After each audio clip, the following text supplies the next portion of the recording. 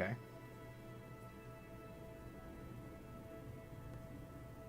It seems to be good now.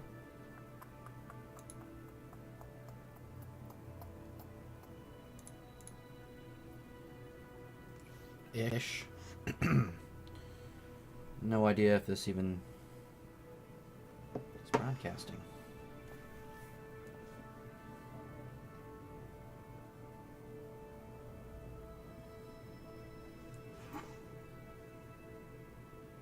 Getting some weirdness. Just gonna verify on the phone that everything's actually working. Because that's what we're resorting to. Yep, okay.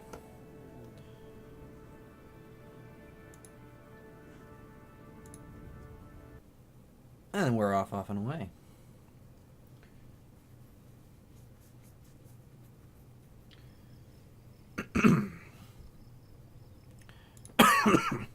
So I discovered a glaring problem at the midpoint of the stream yesterday with our Minmus lander, which I am hoping, yes, is saved. So we have on our Minmus lander no forward or reverse reaction control system, which is a problem. We definitely want to be able to go forward and reverse. Those are directions that are useful all the time. It's a thing you don't want to be without. I'm saying this as comically as I can, but I'm mostly just frustrated with myself that I didn't do this. So we are going to remedy that right now. And what will be our new prime lander and our existing lander that is on the way will become our reserve lander.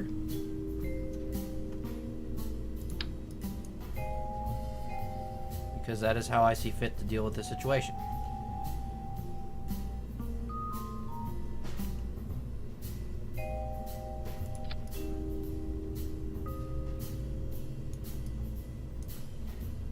Now, we did find on the previous launch that we did not have enough fuel to really get this off to Minmus on its own. So I believe a K-12 may be in order, which will make this slightly more expensive, unfortunately. We're going to need a different adapter than this one anyway, I think, but we're going to try it as is.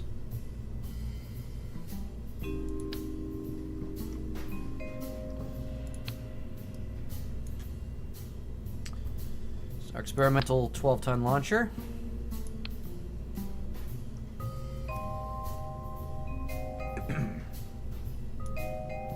Which is not aerodynamically suited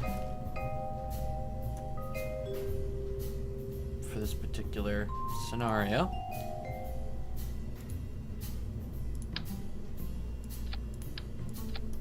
I think that should be what we want.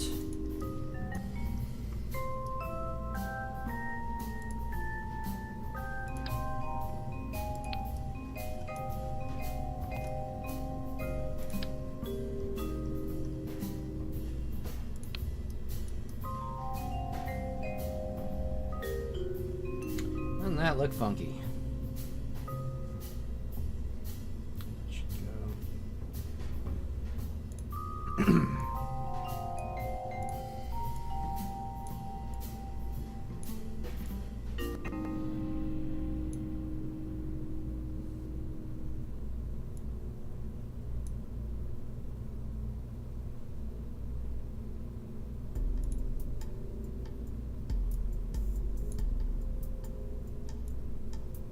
Want to reset our staging here.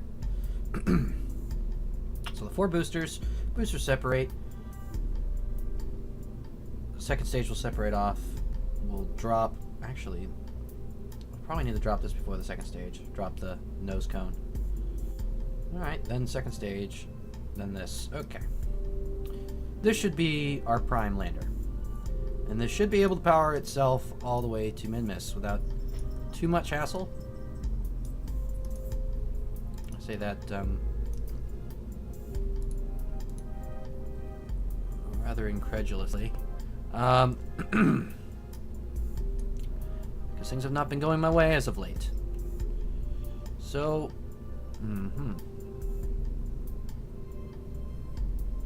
But what I really need is one of these. Oh, that is, that's smaller than I thought that was. Just don't like using a, I think it's only 0.1 tons. Yeah, okay. Whatever. We'll be fine.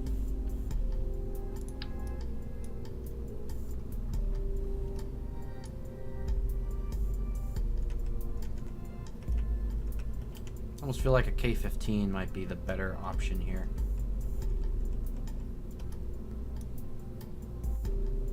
Not sure if 12 tons of lifting capacity is going to cut it. Although we did almost make it on 7 tons. So maybe this will do. This is an exceptionally light payload for a rocket of this class. Put these on this separation. Very good.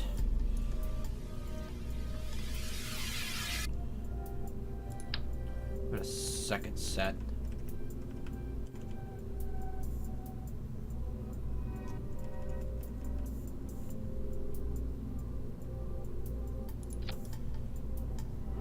No, that's not feeling that one.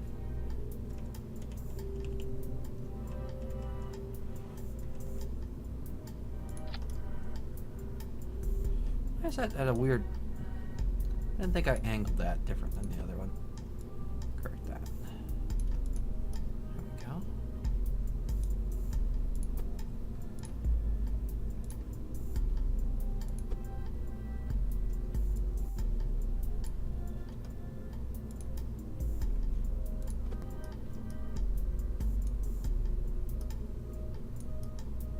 I'm doing something weird here. I might just, out of frustration, leave this with a single set of these. Because I'm not sure what I'm doing differently.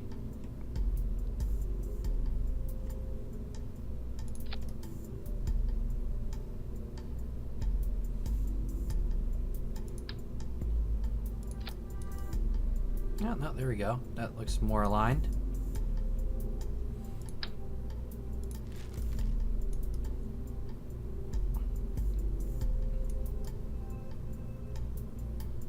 I don't think that should melt anything. It shouldn't melt anything. It should be fine. No, that's not what we want to do. Boy.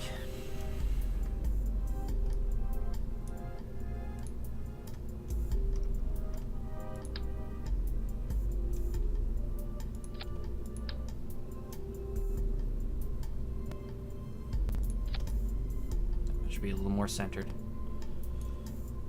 Make sure all 8 of those fire with the D orbit of the second stage, so we don't leave space debris, which was the main theme of yesterday, which was fairly annoying.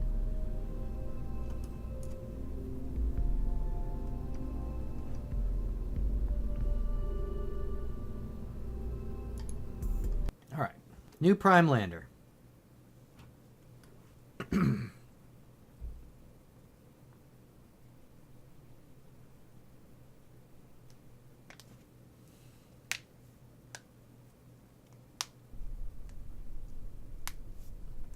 And hopefully a transfer vehicle all the way to our Minmus station.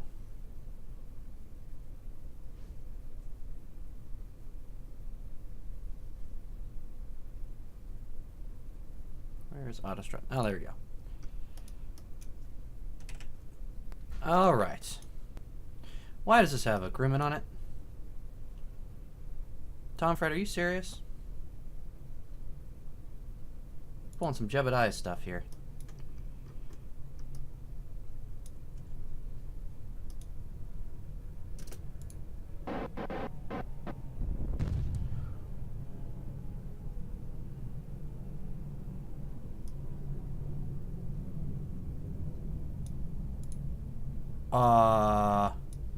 Tom Fred?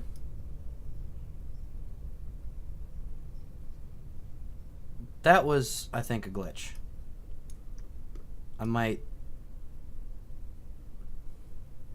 in the case of a glitch, allow a restart. Because it still has them there.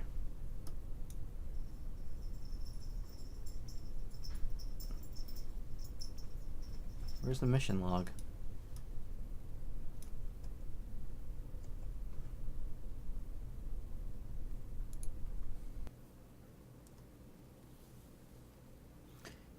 He deployed the parachute, and he kind of just glitched through the launch pad. Did that kill him? I saw the puff. Yeah, it killed him. How did that? That should not have killed him. I'm not accepting that one. That was way too glitchy to sit here and say that that was a real loss. Well, that's annoying. Yes, yes.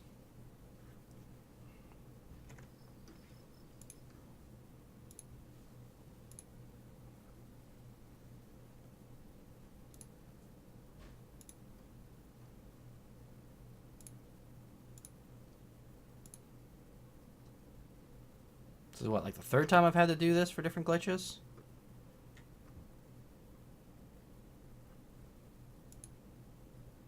Now I have to fix the lander again. That is annoying.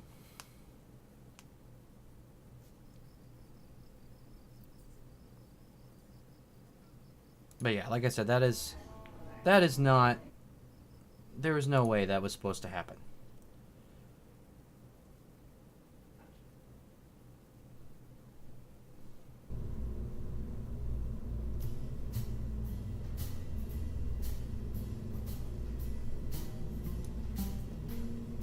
Oh, did that save my...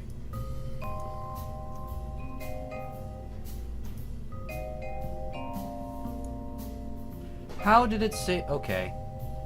What is going on here?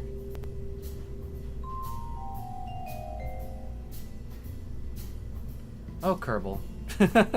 Oh, Kerbal. You never cease to amaze me. I mean, there he is.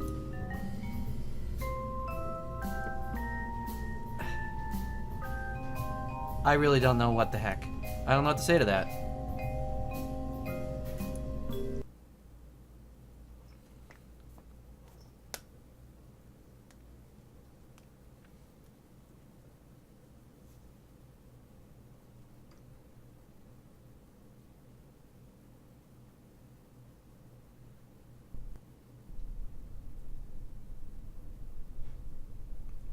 Now Tom Fred's gonna get like these weird nosebleeds and stuff like they had in Bioshock, where he's dead in one reality and not in another.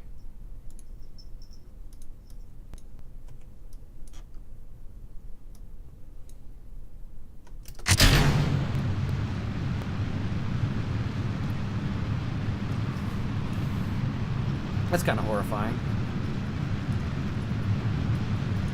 But anyway, glitches aside, we're now back on the way.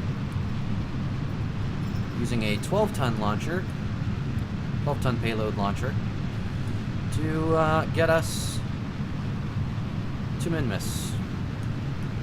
Our little prime lander will be ready to go. So we're going to ride the solids till about 10,000 meters. is now starting to tilt. I don't know quite how that's happening. Thankfully, we're about to ditch those solids. No, we're not. Oh, boy. Okay. Alright.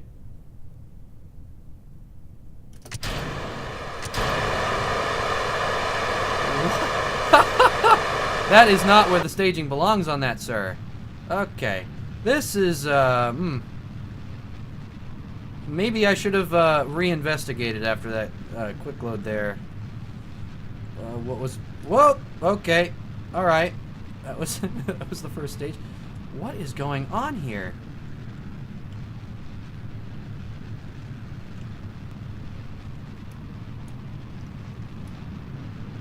There's some kind of just absurd level aerodynamic issue.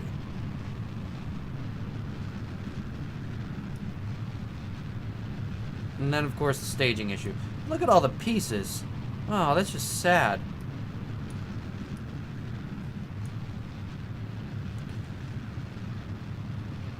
Well, I do not think this lander is going to make orbit. I could realistically... It's not. I could realistically attempt a landing.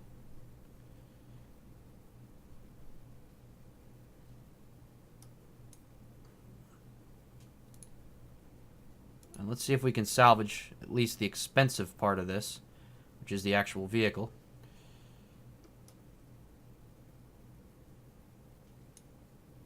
So we're going to hold retrograde.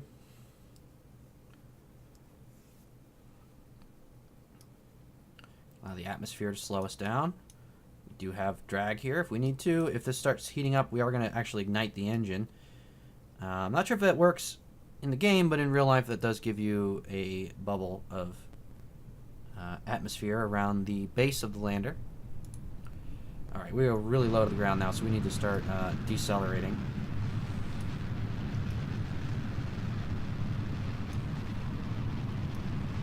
Again, just seeing if I can save the expensive part of this, since our rocket itself was a complete failure.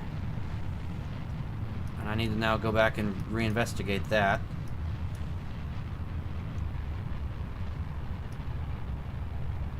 After that initial glitch was not too much fun.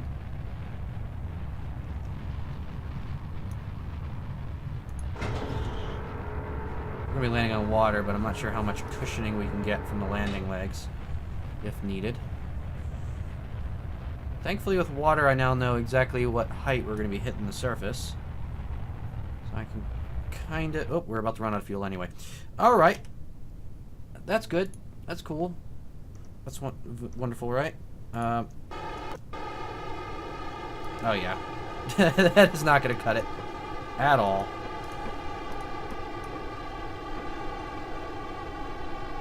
And this is going to splash down rather dramatically and explosively, unfortunately.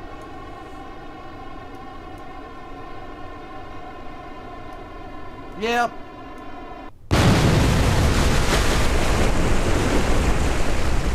Alright, well that's 50,000 credits down the drain. So let's see what I screwed up. What did I screw up? Well, number one, some stabilization fins might be a good idea. While this is saying the aerodynamic center is way down there at the bottom, it is clearly full of shite.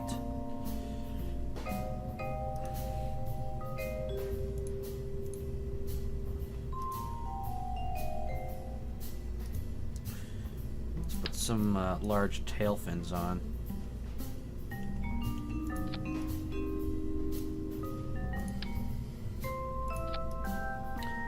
Definitely move the center of aerodynamic drag far behind the center of mass. I think that might have been our original issue, as these ran out of thrust or fuel. Did move our center of mass forward. which should have actually helped the issue, so I don't get what on earth is going on there. That would have made us more aerodynamically stable, not less.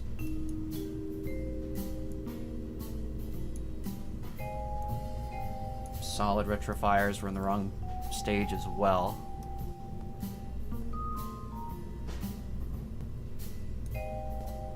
Magic drink.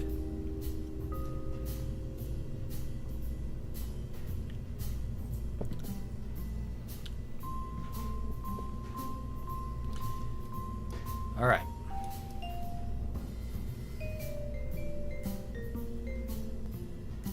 Does this fix the issue?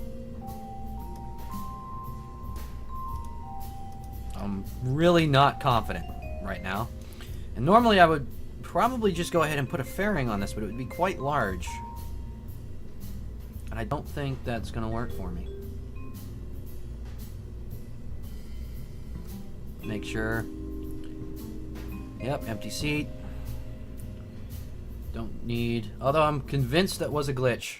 And that's the only reason I let myself revert that flight. I'm not going to risk it just the same. Of bailing a pilot out. Last thing I need is a repeat.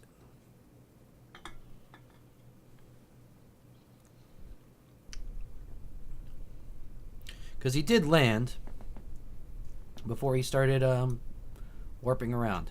I'm just continuing to justify it when I really don't need to. I've made my decision there. Anyway, let's make sure we're controlling from the correct point.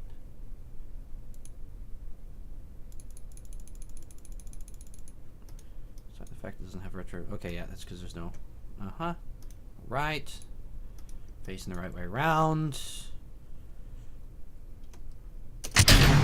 Off we go. The only major difference here being the tail fins that I've added. Now, it could very well be that we were just very rapidly over-accelerating. And that might have been the issue, rather than the reduction of fuel moving forward the center of mass. It may have actually been the increased velocity moving forward the center of aerodynamic resistance, or at least increasing its effect forward on the craft. As you can see, we're going quite fast through the lower atmosphere, so there might be something to that. The solids are now finished. We are still stable. It is now time to do our prograde turn. I'm going to be very cautious this time around, watching our pitch knob, which does seem to be quite well in line at this point.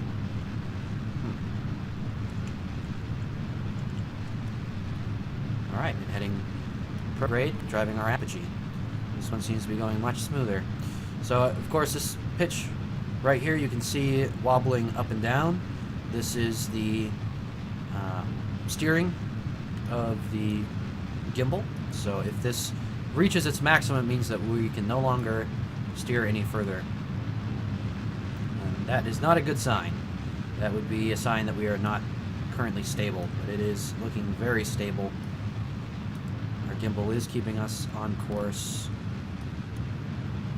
with minimal effort. So we do want to drive primarily right now, actually, prograde.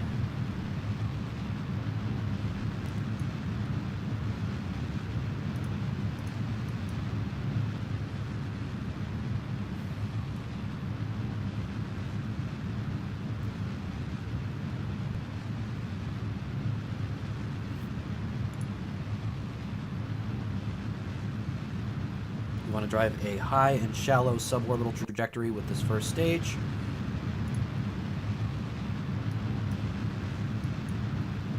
That'll put our second stage in position to circularize our orbit.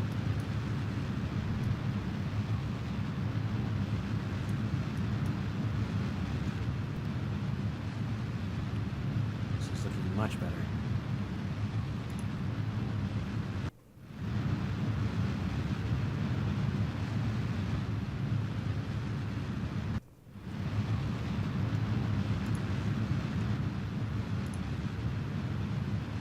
doing quite good even following prograde.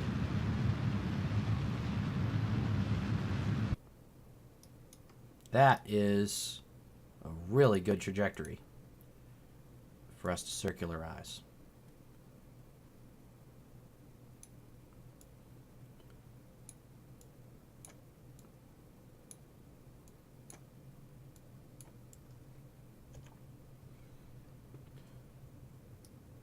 I can now ditch the nose cone.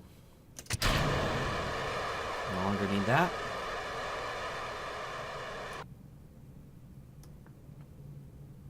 We're going to ride the weight of this first stage, even though it is now empty.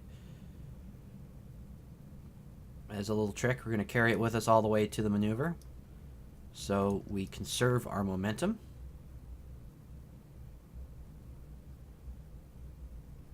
As we pass through the last traces of residual atmosphere. And the sun's rising as we go.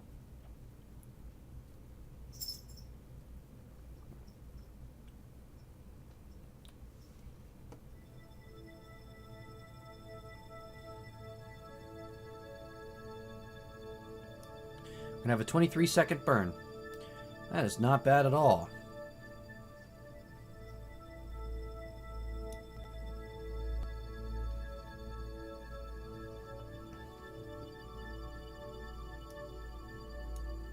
It's now safe to deploy the solar panels.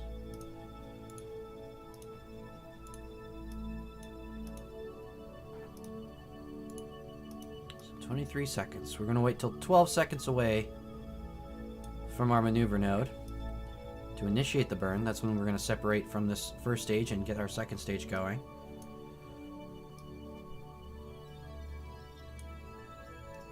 This should be a very nice, easy orbit.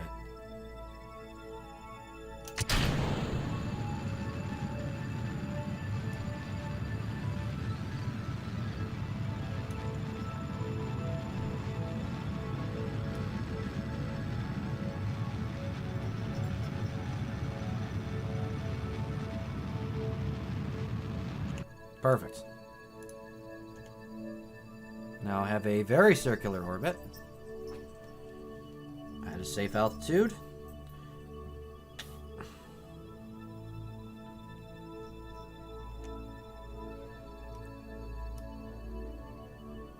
Excellent. Now, while keeping track of everything else that's going on, we're going to set Minmus as our target. Coming up on descending node, so we will need to increase our inclination.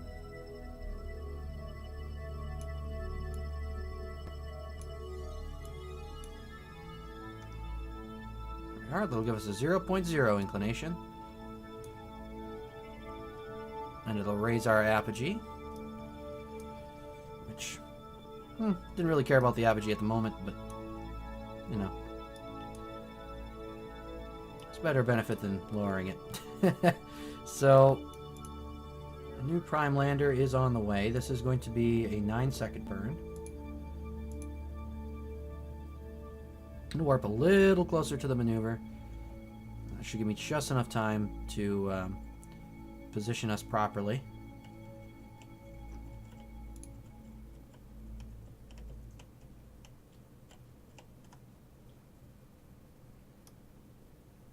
Getting ready for that burn now.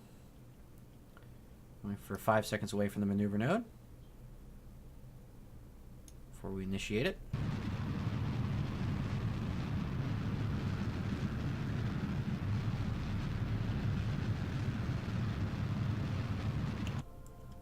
Very good. Just a little bit of correction.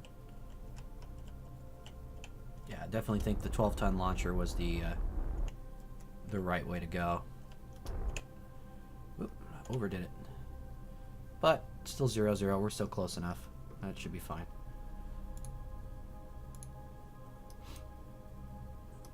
So now, try and plan out our trans-Minmus burn.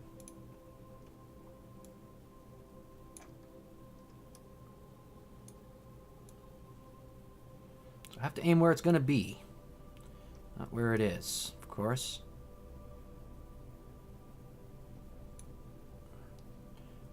Just a little late if I fire there. Need to fire a little earlier, right about there. Should do nicely. It does insist we can't make that burn with our current stage, though. That does surprise me. So let's see if I can't achieve that with a little less burn, possibly. If I fire it a little earlier, that'd actually be a little more burn.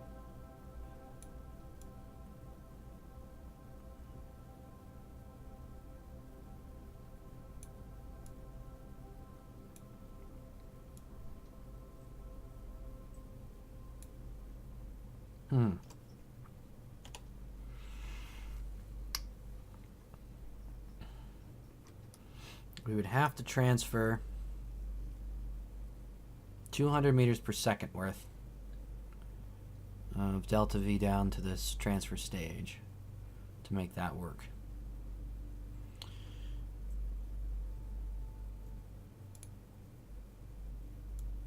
I need to separate this as well.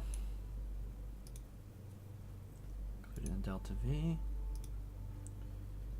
Put in delta V.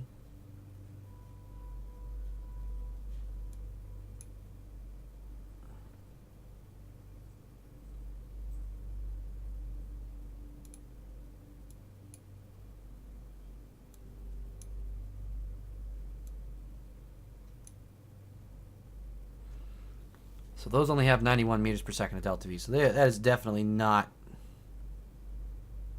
going to deorbit it from a very high speed. Okay.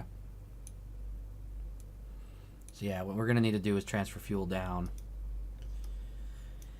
Don't really have a good mechanism for that at the moment, so it's going to turn into transferring all the fuel down and then transferring back whatever we don't use. We can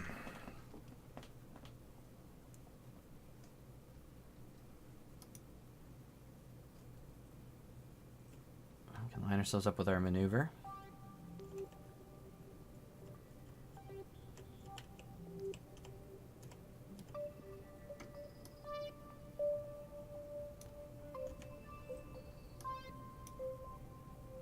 Time warp there. Just keeping an eye on everything else we got going on. Our rover, we're still hoping, might be able to make a proper rendezvous with Minmus as well.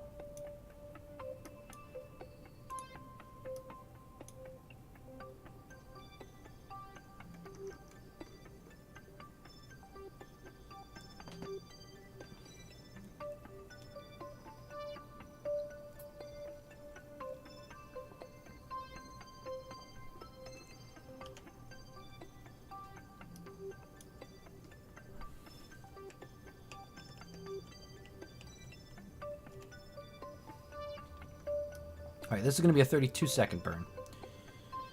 So I'm going to want to be about 16 seconds away from the maneuver node when we start our burn.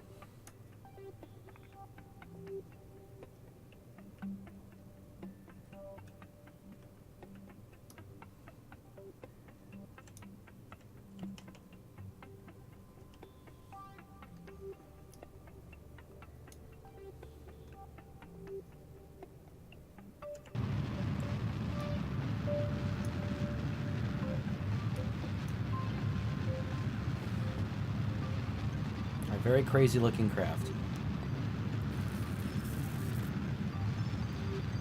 So when this burn is done, I'll transfer fuel back up to the lander itself. And when we get much closer to our apogee, we will go ahead and eject this lower stage and hopefully send it back to an impact with Kerbin. Oop, overshot. That's okay. We might be okay with an overshoot. Or we could just, you know, fly off towards this independent solar orbit. So let's go retrograde just a little bit. Overshooting is bad in this case.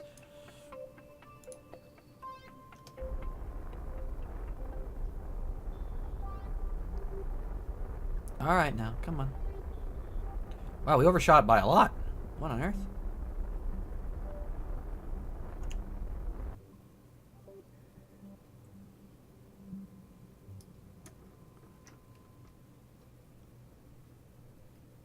I don't get how we overshot by that much. Something's a little goofy here.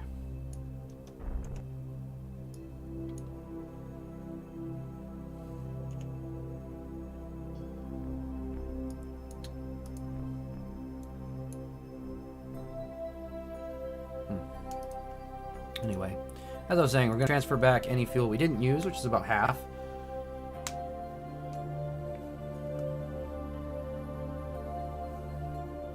When we get close to apogee, we'll be able to use those boosters to eject this and hopefully send it back down to Kerbin. Perigee by itself is already going to be very low, which is a good sign.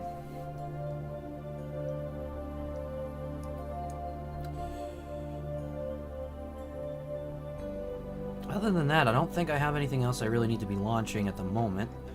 We have our Sentinel on its way out. We have the rover on its way. We have the crew on its way. The new lander is on the way as well. Let's switch to the rover, since that is going to be the first to make it to Minmus, and we're going to start making sure everything arrives tonight. So we need this to face the sun with its solar panels. So we do not have another power shortage like we had that messed up its original flight to Minmus. This is 2 days, 2 hours away.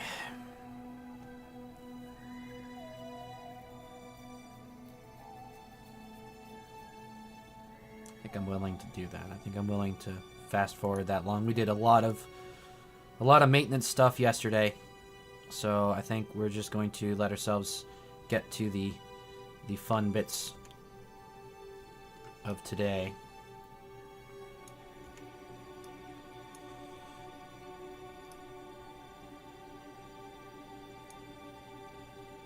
This is where we're going to start hitting larger time scales, which I'm not quite used to. We do have to do actually a moon landing as an aside for this. So after this, I'll see how long it'll be until our next craft is over, and we'll do that extra moon landing. It'll be a unmanned landing, but something we need to do nevertheless.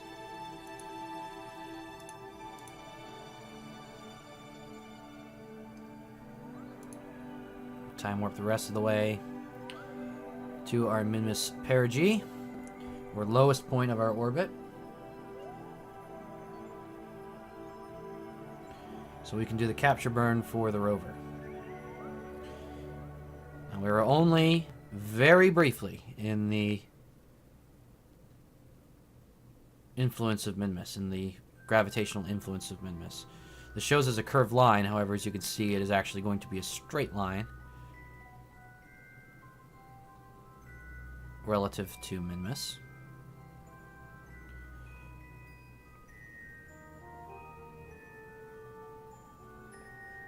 It is at perigee. It's going to be at our lowest point that we want to work to decelerate. We use the least amount of fuel, and we do not have a lot of fuel, considering this is now the second attempt to get into a Minmus orbit. So we're going to need to quickly aim retrograde. We're going to start accelerating. Retrograde. Just going to slow our orbit significantly.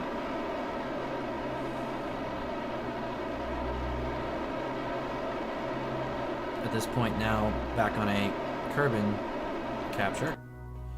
And there we go.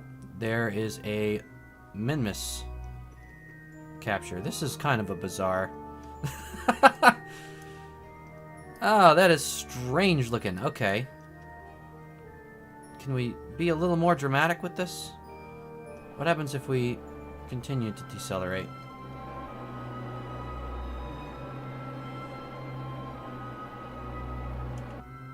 Alright, there's going to be another second encounter. I'd rather this be a rapid encounter, although we would have saved fuel if we had not done it this way. There we are. Alright. Try and put us in a low orbit.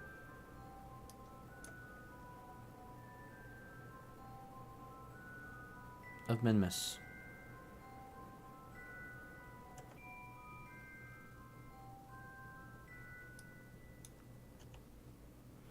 It's now 4 days away. We have possibly enough fuel in this stage to slow us down and then deorbit us.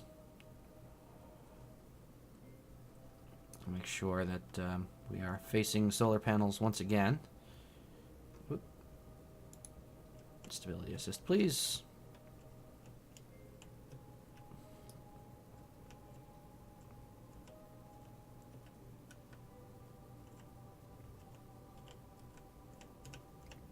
Okay, so we are at least recharging this also. Fantastic. So we get 4 days till that.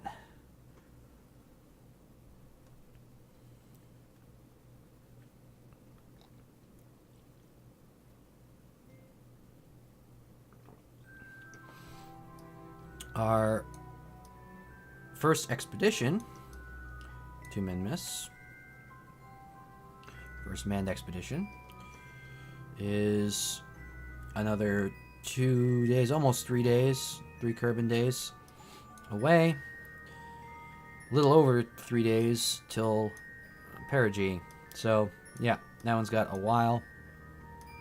New Minmus lander, of course, just set out, so that one's going to be even longer. So, yeah, let's do the moon landing that we need to do. We've got this one temperature scan we need. We've got this one damaged lander that's unable to do it itself. So, we're going to switch to Valentina Kerman Memorial Station.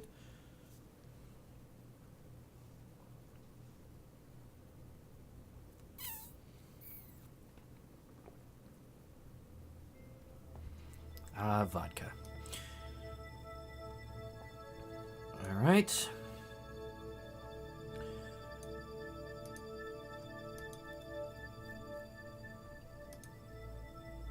Now,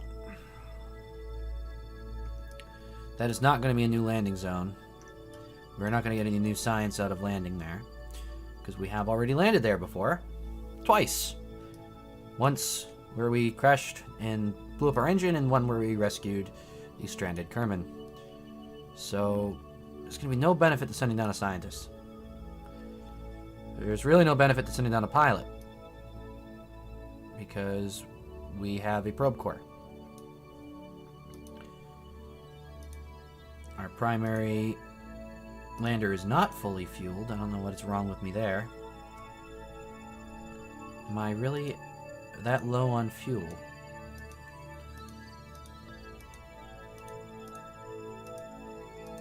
I am quite low on fuel. So I'm gonna, for now, take fuel from the reserve lander.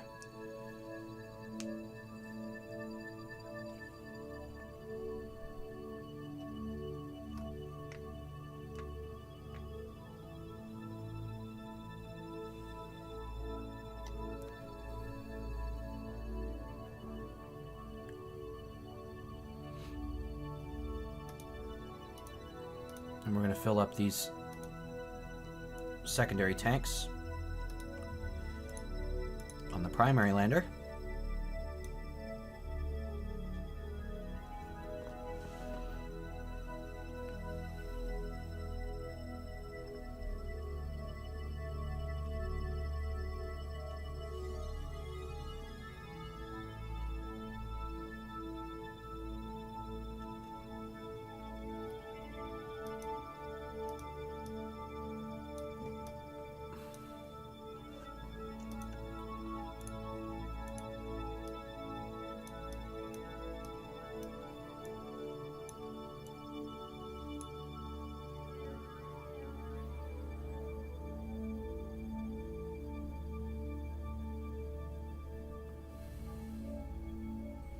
guess I might have a spare pilot, actually. Tedman. I don't know if Tedman's ever gone.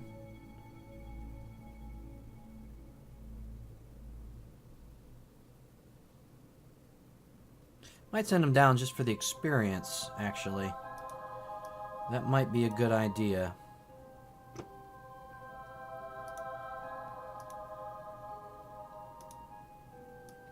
Kerman do benefit from experience. Now I need to figure out what to do with these tanks. Probably the same thing. I think I'm going to refill them from the reserve lander.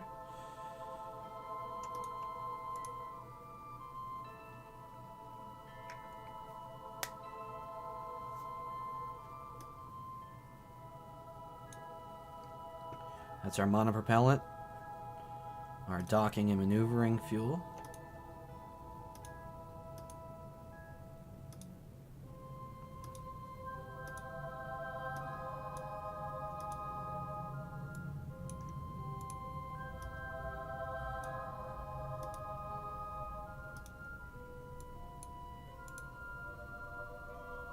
Just to make sure the weight is even, we want all these to be equally full.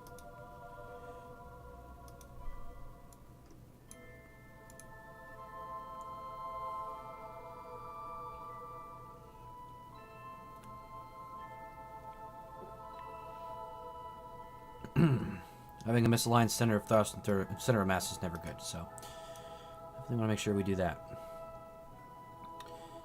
Tedman, we'll EVA and send him down to the lander here.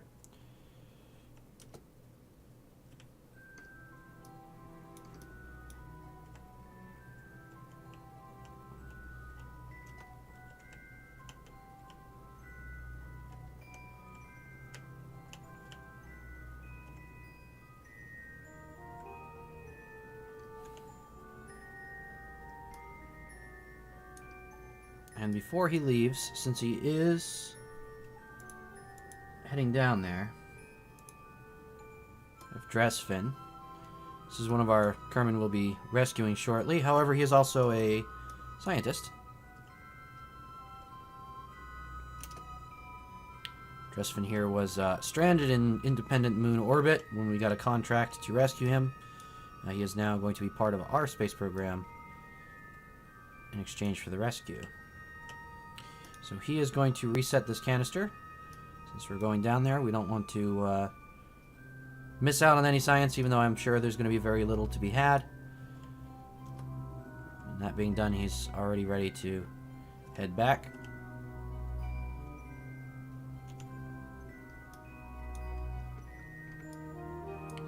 And we are ready to undock.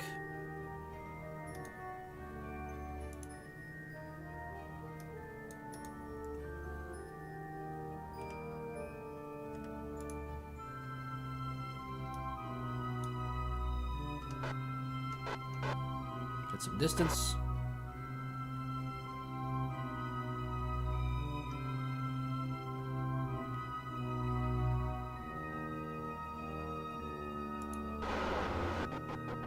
Didn't want to use RCS for that, even though we have plenty of it. It was kind of a waste.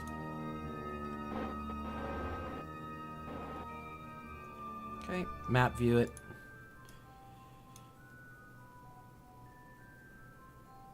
Is this going to throttle me up if I do this? Sounded like that was a throttle up. So we're going to actually turn that off. We're going to use some monoprop.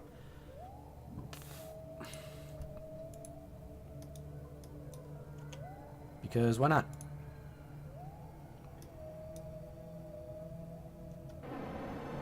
So monoprop only.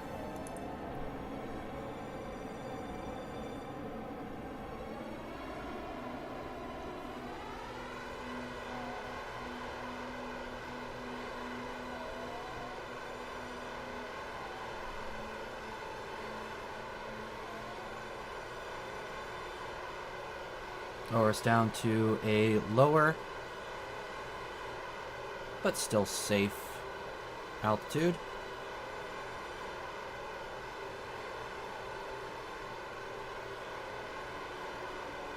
12,000 seems to be a good number. So that's what we're going for.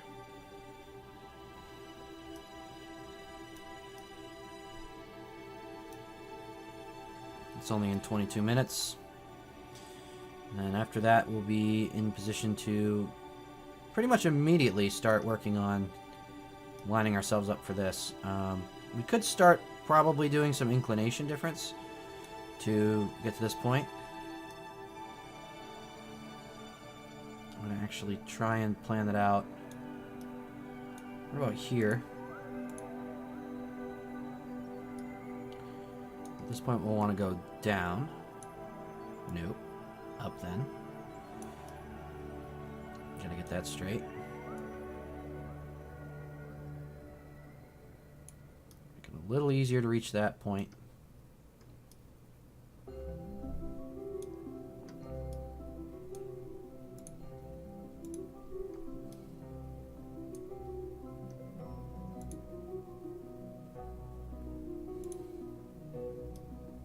Warp ourselves a little closer.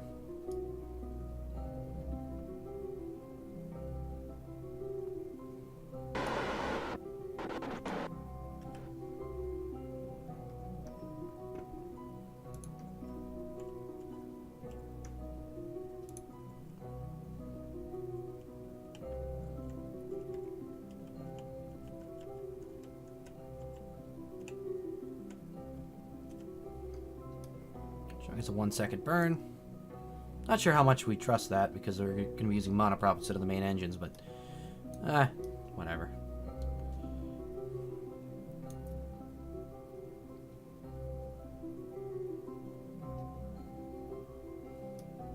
Maybe 2 seconds away, we'll hit full throttle.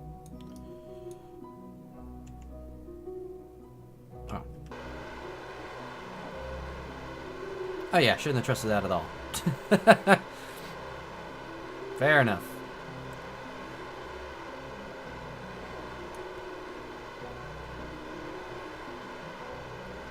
I'm pretty free to burn through this monoprop since this is probably going to be our last moon landing for a very long time. And we'll start sending back people once they get through all the science that's already on board the station.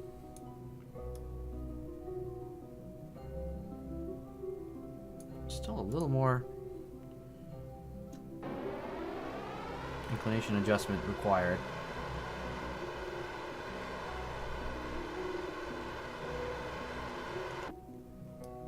That should do us.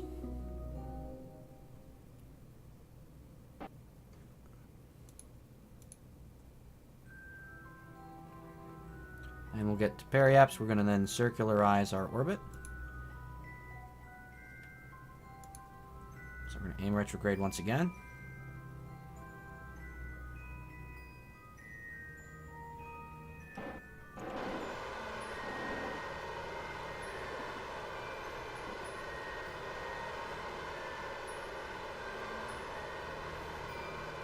Make sure we have extra fuel when we go to land so we can readjust our landing point if we need to. Because we do need the craft there, not just our Kerman. Because it does require a temperature scan, which, I mean, in real life a Kerman you'd think would be able to carry a thermometer, but, you know, we follow Kerbal's rules.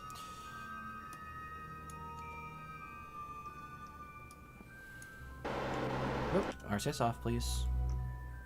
Stability assist mode. Now we will eject that RCS package.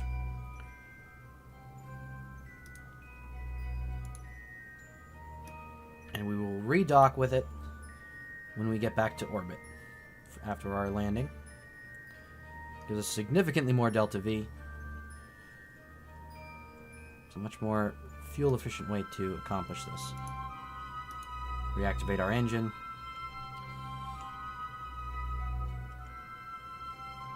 Excellent. So we can now plan out our deorbit burn. We do want to intentionally overshoot because we are going to need to be putting on the braking thrusters awful hard when we get right overhead. So that is actually looking pretty good. So our initial deorbit will be about a 12-second burn.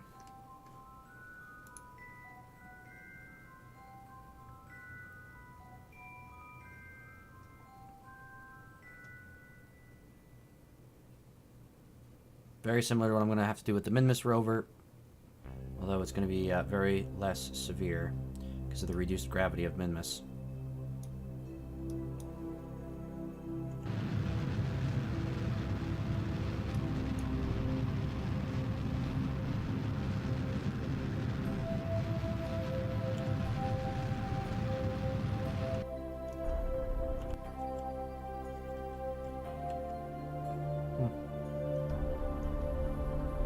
Not too perfect in that regard. Alright.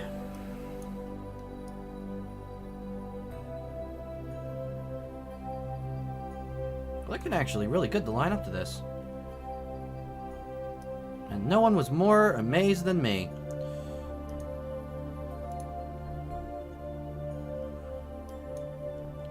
So we should be able to see... Ah, we'd see it if it was prograde. Set a node right above it. So that's where we're going to be wanting to get down to almost 0.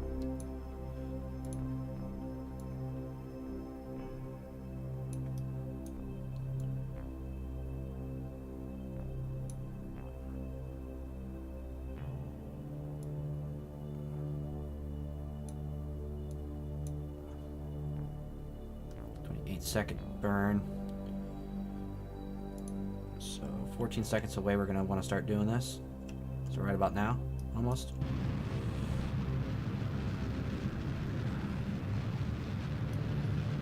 The efficient thing to do is a few full throttle burns rather than reduced throttle.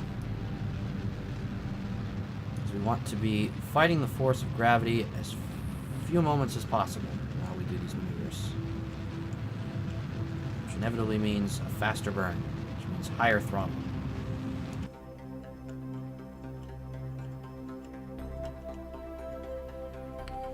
Prograde is looking very favorable. We're of course going to aim ourselves retrograde, so we don't have any problems there. We're going to activate curb net real quick, so I can see altitude 2.35.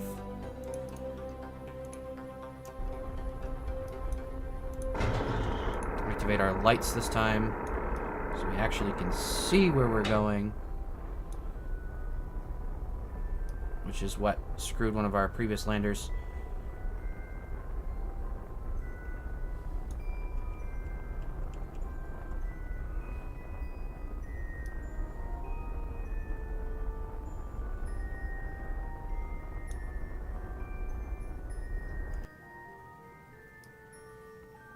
So this, I need this to be about 2,500 meters when we touch down. That should be where we want to be at 0.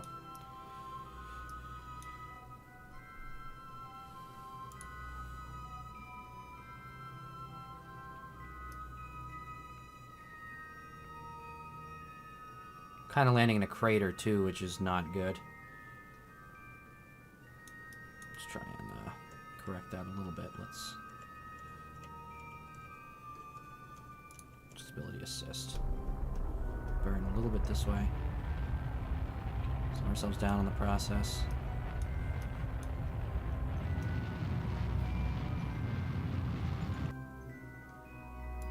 And retrograde again.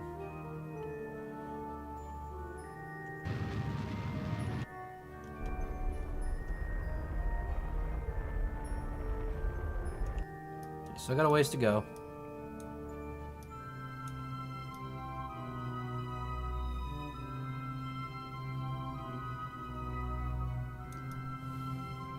Spotlight is on, so when we get near the surface, I should see it.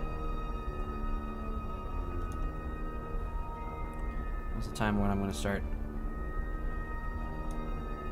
accelerating a little bit, just to make sure we are in a safe zone when we do touch down. Don't want another busted lander. And we just used what is basically emergency fuel from the station. So 1,400 meters to go. 14 meters per second. Still of deceleration.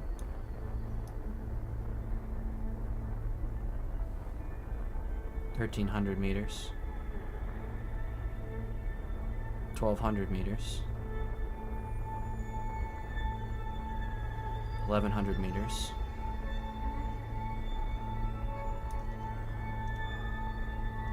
1,000 meters.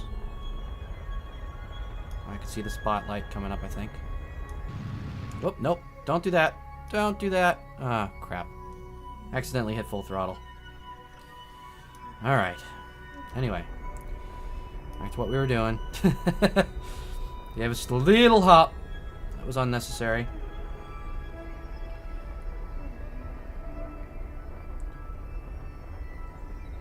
And 700 meters left to go.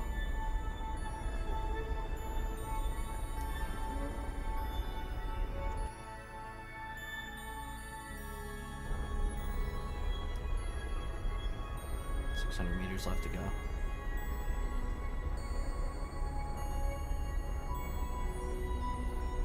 500 meters left to go.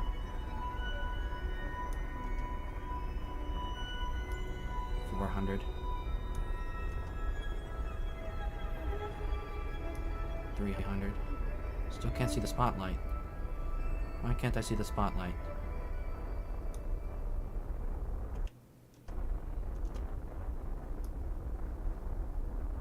Got about 200 meters left to go.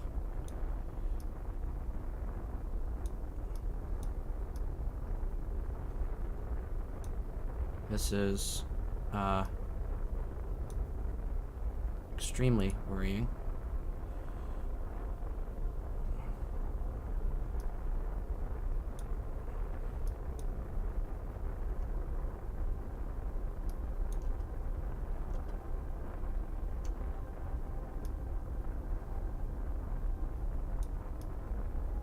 Oh, I'm starting to see the spotlight.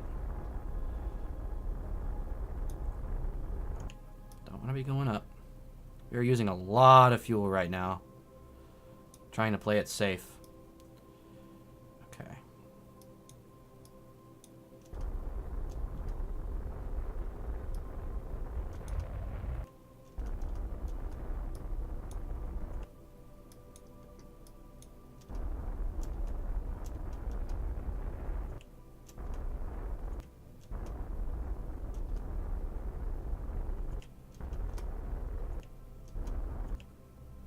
Okay. Oh, that used an uncomfortable amount of fuel. And we are not even in the designated zone. So the question is, how far are we from the designated zone?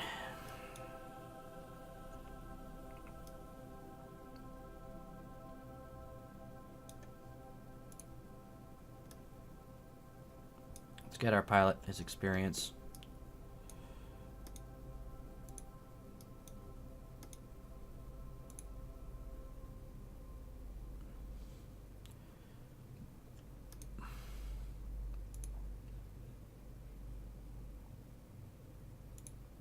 So, definitely an experiment we've done before.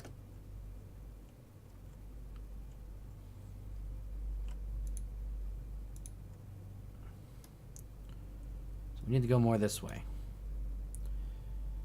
So I'm going to try and do this on foot so I can actually mark it out with a flag.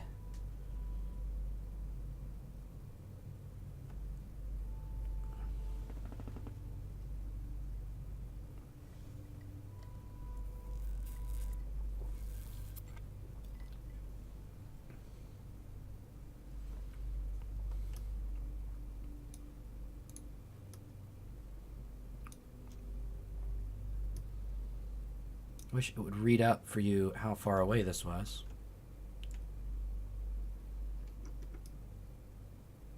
It does seem like we are quite close.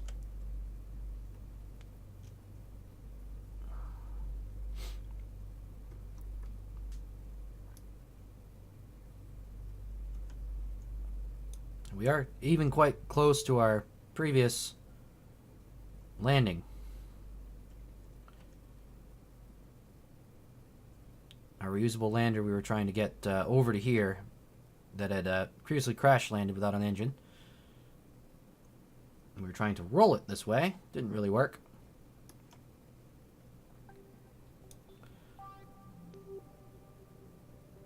But I'm going to try and do this on foot, and then once we get daylight, I will consider jetpacking back. But I really don't want to do that.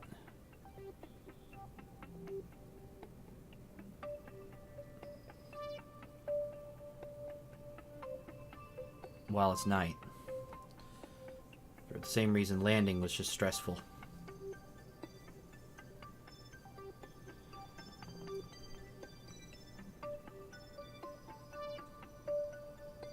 And we definitely used way more fuel than I should have used.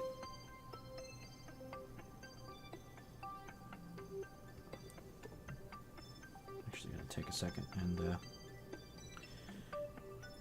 figure out real quick. I've got about 1400 delta V, 1400 meters per second of delta V left on that thing. I need about 580 to get back into orbit, so we do have quite a bit left.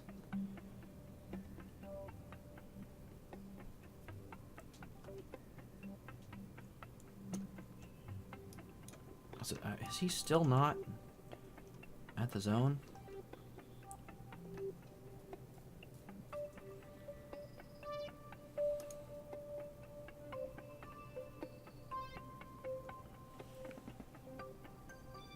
I need to make this a screensaver.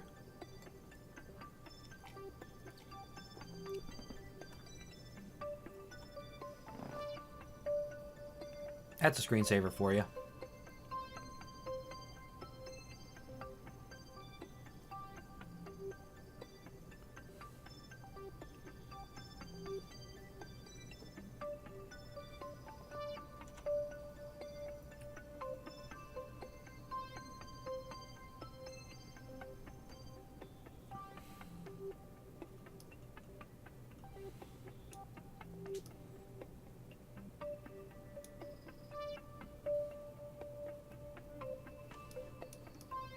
How far have we traveled?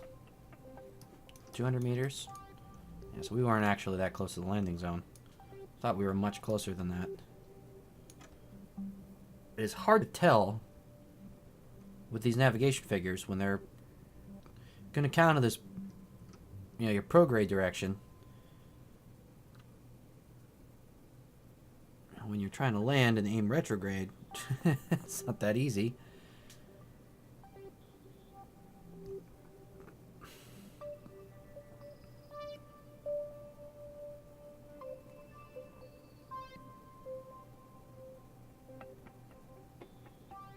Oh boy. How far is this?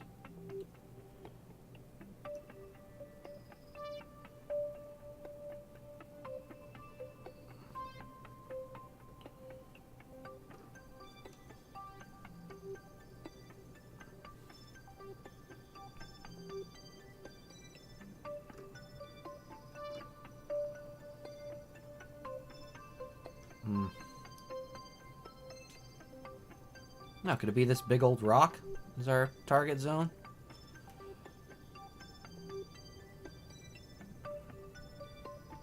Game pick a random rock. Sure doesn't seem like it. Sure seems like it's still a long way away.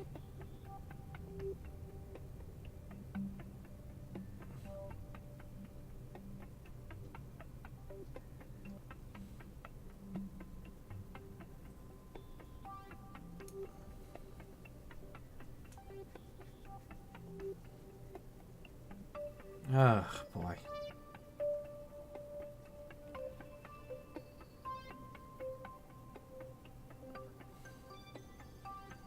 But it may have been smart to send down a rover first and determine the actual zone.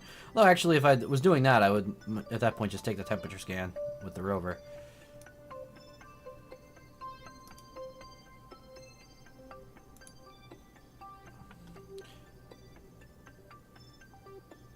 Huh, weird. I must have gotten that while we were running.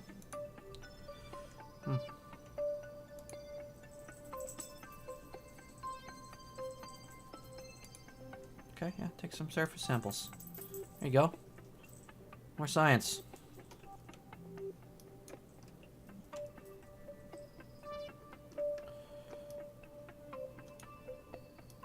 Science is good.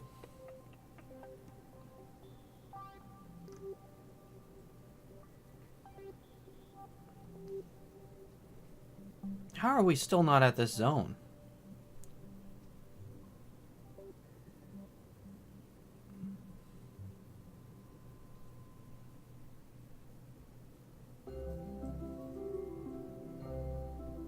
Thankfully the moon is tidally locked, so it should only be 6 hours till daylight, or 3 hours till daylight in worst case.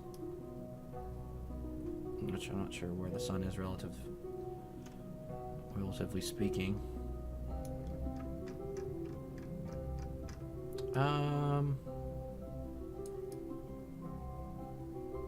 Rising or setting? I think it is still setting, so probably more closer to the 4 hour wait, 3 hour wait, somewhere in there. Which I might just do. I might just warp that far. This is frustrating. We really can't be that far now. Come on. We're at almost 500 meters from our lander. And even our lander looked like we're basically on top of it.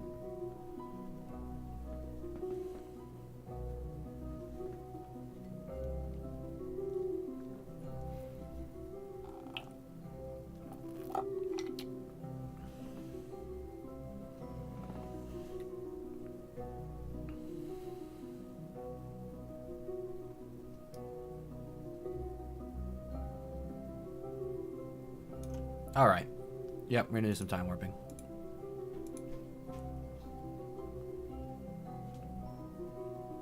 Demon's gonna take a nap here.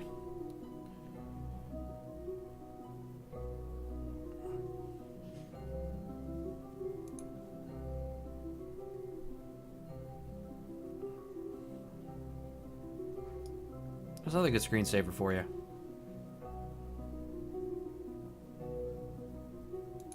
Okay, sun's rising at least. Back to normal.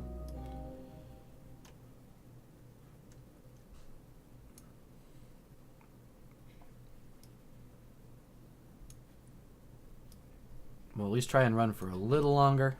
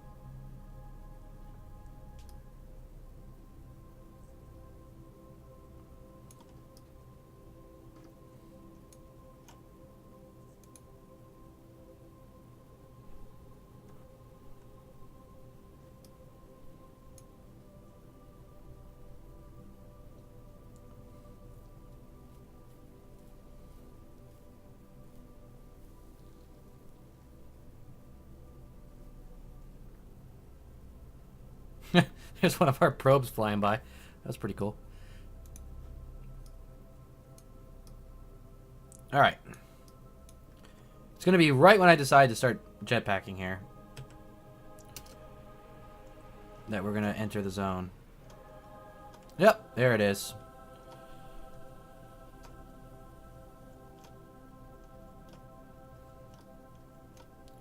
Okay, so we are right here.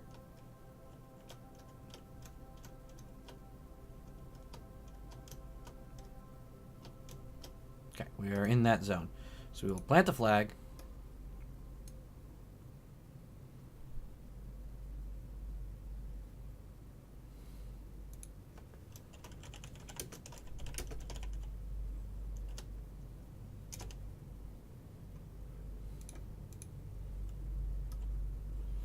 Alright. Actually, although it looks like a long distance via jetpack, it's actually not going to be very far from our lander. So we are going to prep that.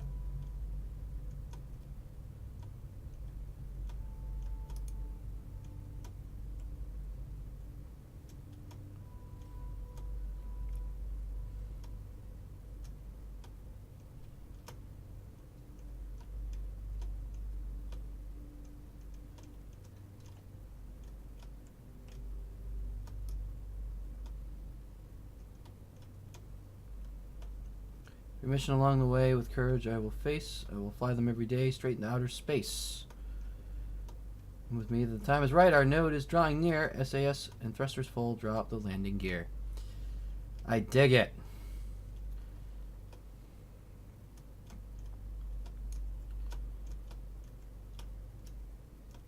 So you need to have that right alongside those near screensaver-esque scenes I just had. Running along the moon surface. Alright. Now we have another problem. This, I think I left the lights on. And similar to a car, I left it to run out of electric charge. But the sun is coming up. Electric charge actually is on full, so I don't know what happened there. I'll take it though.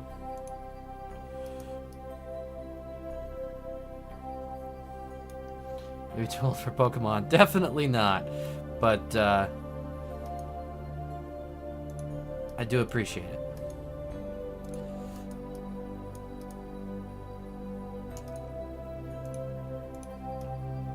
Now, we're going to move some of our external fuel tanks into the center one.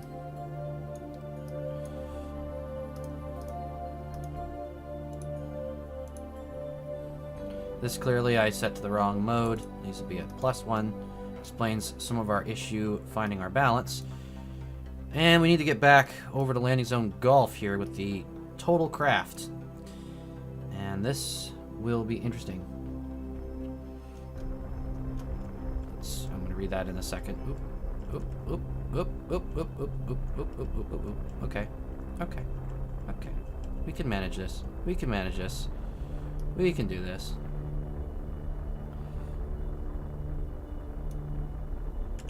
Okay, now retrograde.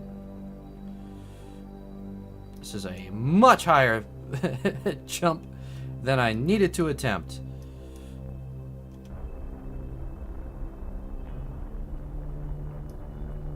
We are barely getting anywhere with it.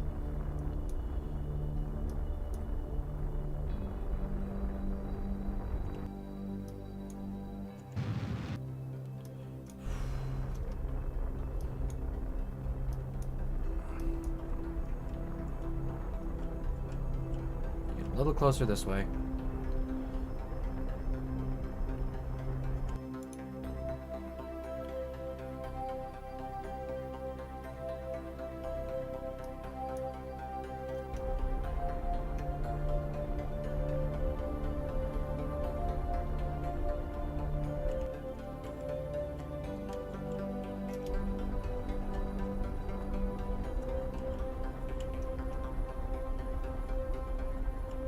A little more.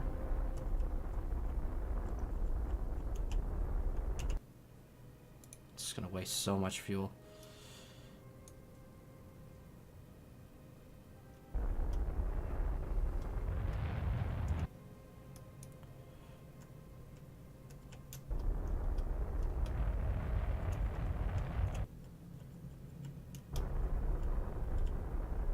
I am just looking very amateurish right now.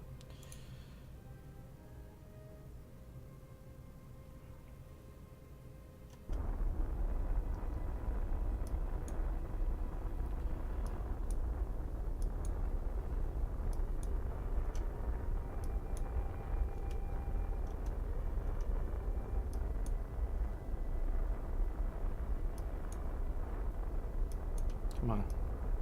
I need to approach a little faster than that. Oop, not that fast.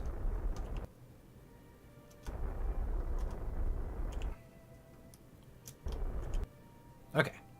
Didn't total the engine. That's good. Oh, tell me that was close enough. It was not. Somehow that was not close enough.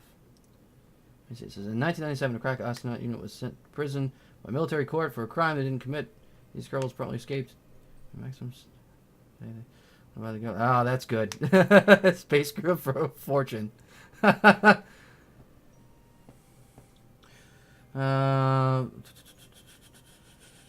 Yes, that's true. I do have to try and overshoot a little more.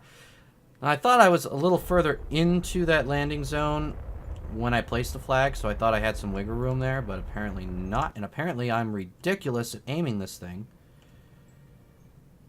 because I just went basically straight up and did not go anywhere near where I needed to.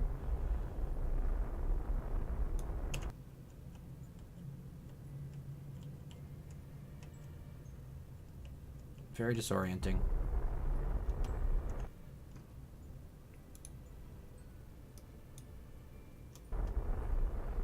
I think I just accomplished absolutely nothing with that burn. So I'm going to wait till we're perfectly vertical again. And I'm going to try and figure out which way I'm actually supposed to be going here. Okay. Okay, retrograde, please. And then don't kill my craft, please.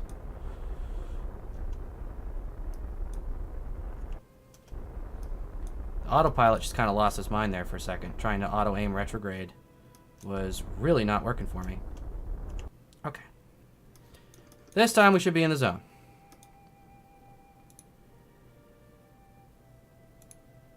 Yes.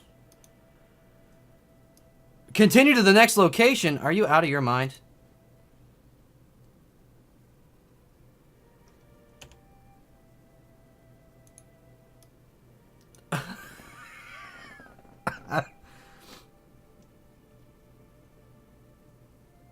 They want me to go to a second landing location. Alright, that is not going to be accomplished with this, because we are dangerously low on fuel as is. What I need to do is get into orbit.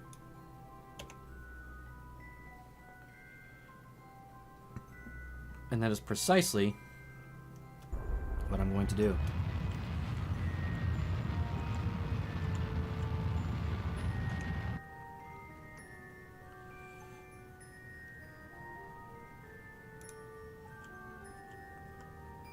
Oh, this way.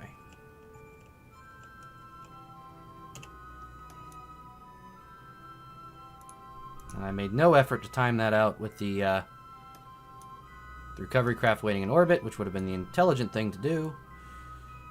So I'm just batting 1,000 tonight on what has otherwise been a very routine experience. So what I'm going to do, I'm just going to put us in a slightly higher orbit. I'm going to let it catch up to us. Gives me a little more control over what we're able to do here.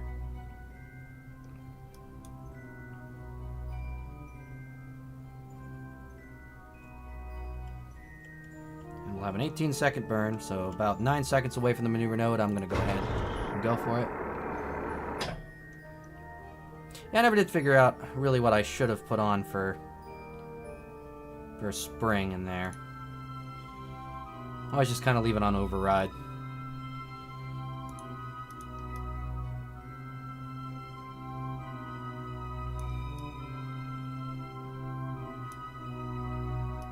Coming up on landing zone Charlie. Leaving behind our previous landing zone down there. At least we'll have a starting point. And I think what I need is a rover to go off and get those other scans. Because if that's going to keep giving me next locations to land at, then that is going to be very inefficient.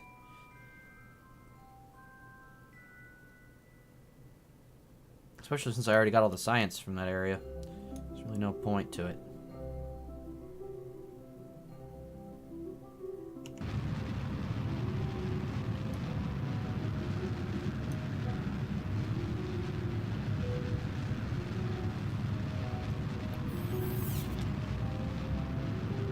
The vodka's gone.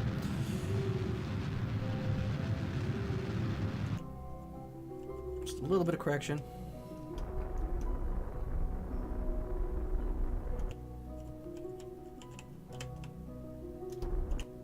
There we are. So a higher orbit, as I said, will allow this to catch up to us.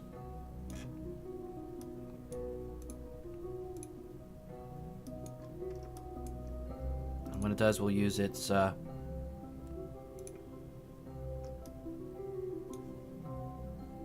see where intersect. Point of intersect. Yeah, it's not going to catch up as much as I'd hoped, I think. But as I was saying, we'll use this one's RCS fuel to get us back to the station. Once that's done, how's everything else doing? Yeah, everything else is doing just fine. Okay.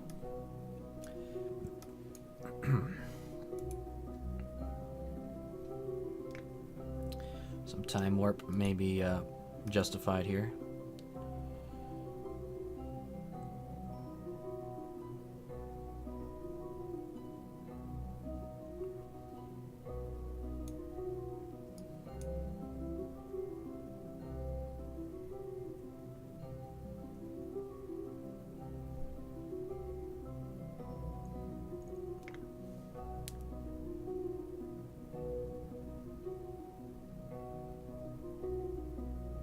When I see this get a little closer, I'll start working on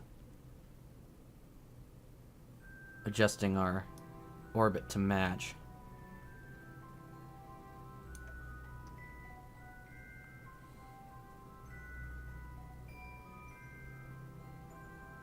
Probably 2 more rotations.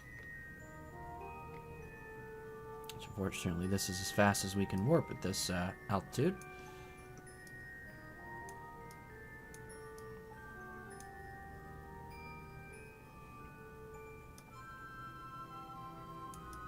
Our beautiful relay network. I love that look of the polar relay network. Totally not the best way to have a relay network, but considering you can't have a moon synchronous orbit, I settled. But darn, does it look cool.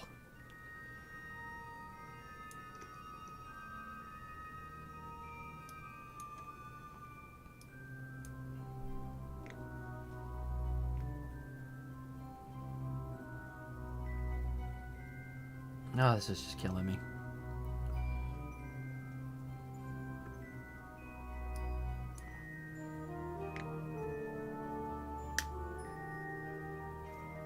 Still at maximum time warp.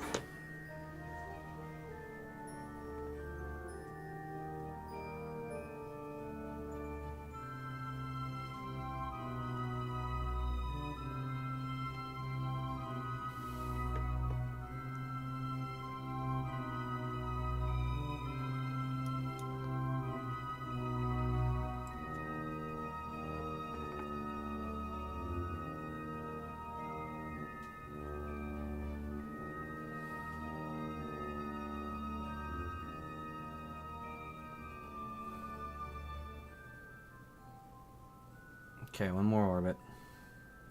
We'll look at how we want to adjust it.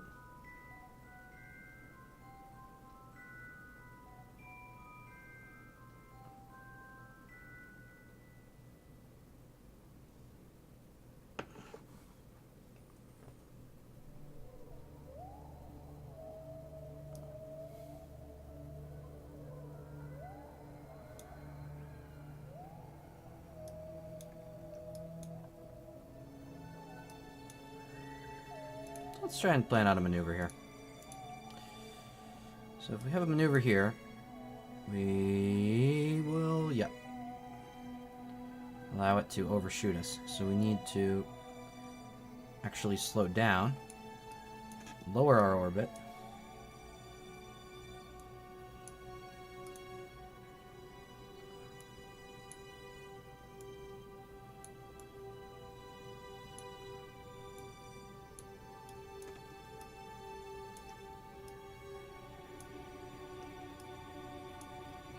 we'll have a slight inclination correction to do as well.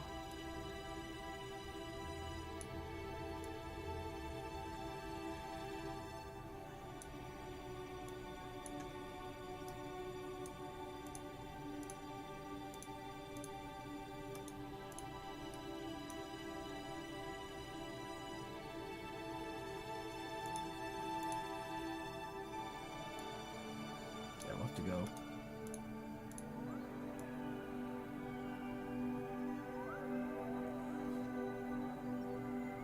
Oh, why is that making me... So I need to go... What? Wait a minute. Ah, I see why. Okay, I get it. I'm being dumb.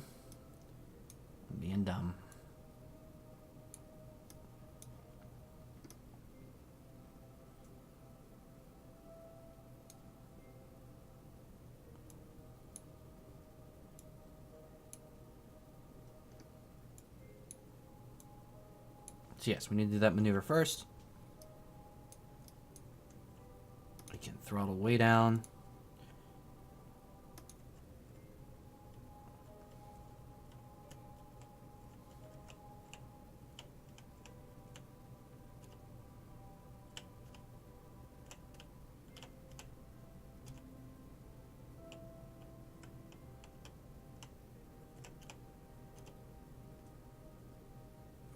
Alright, lined up for the maneuver. Let's time warp to it.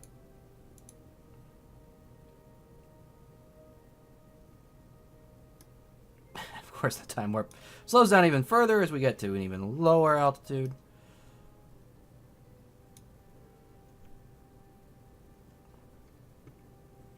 Alright.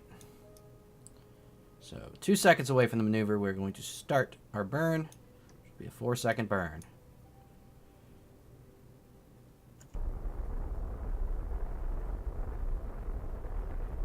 There you go. A little bit of correction, though. Means I was not aiming directly on point. There we are. Close that out. And now...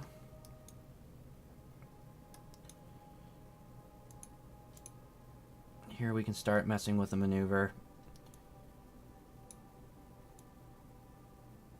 Give us our final intersect. With the orbital section of the lander. 0.4.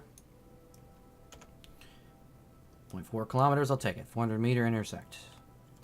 So we're going to aim at that position, which will become the retrograde position anyway, but just makes me feel a little better. Aiming where the computer tells me to aim. So time warp in a little bit.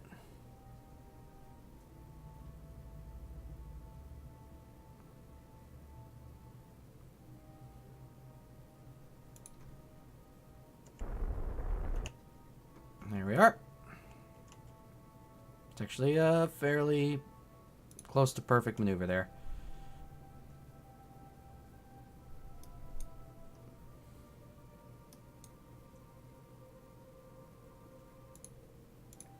And we'll warp the rest of the way around.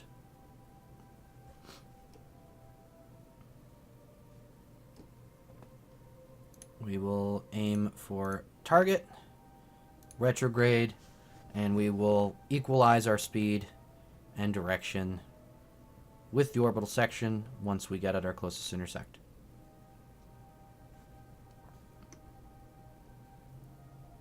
Which should be an insanely fast adjustment.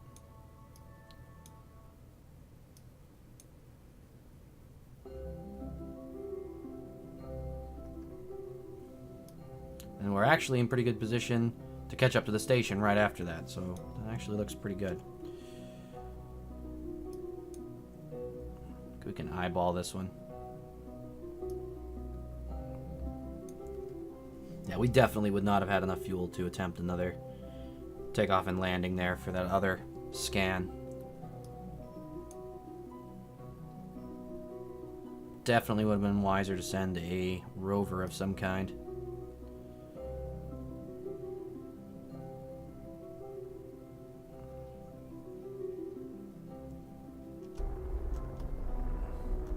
We're now going to cancel out our speed to target and station keep.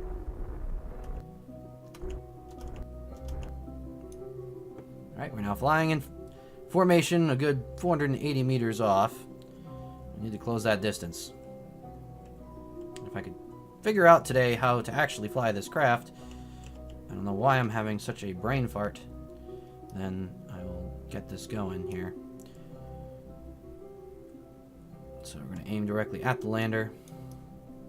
Lander is going to control from the actual docking port intended for the lander.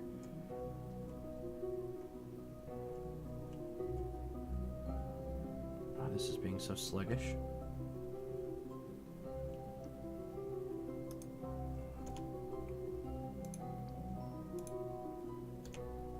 Set the lander as target. This will be the much easier craft to try to dock with.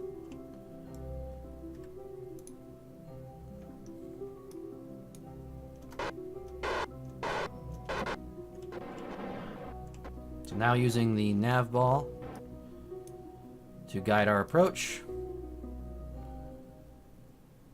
So we want our orange artificial horizon marker.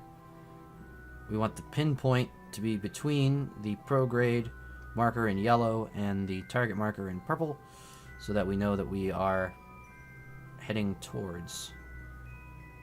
Well, that's maybe the wrong thing. I want to say the target should be in between the orange and the yellow. So the target in purple should be between the orange and the yellow. We should be drifting towards alignment at all times.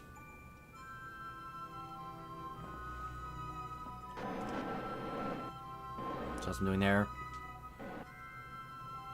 Guiding us over. Now a little down. Start braking pretty soon. Straighten back out.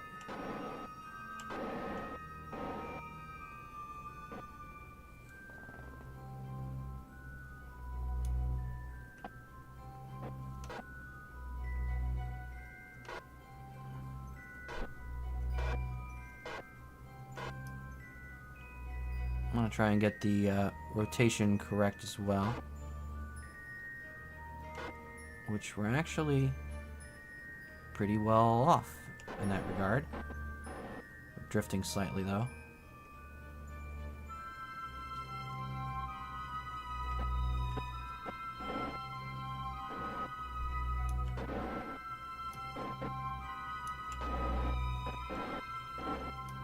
Actually, very well aligned. Okay.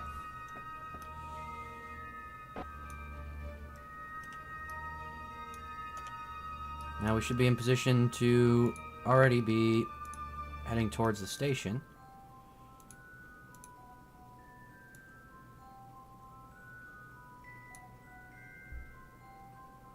Okay, we're going to overshoot if we wait that long. In fact, we're going to overshoot if we don't do it right now. We're still going to overshoot.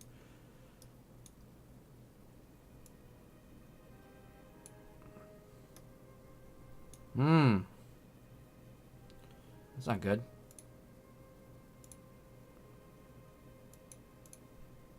Okay. So let's plan to do a faster, less efficient burn.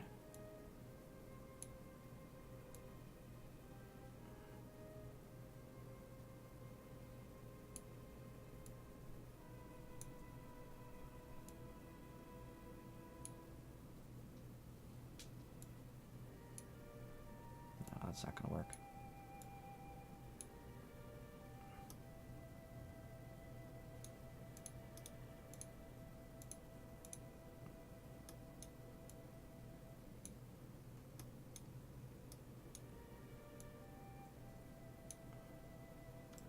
Let's do that maneuver first. And then I'll have to do a second maneuver. So a 3-second burn.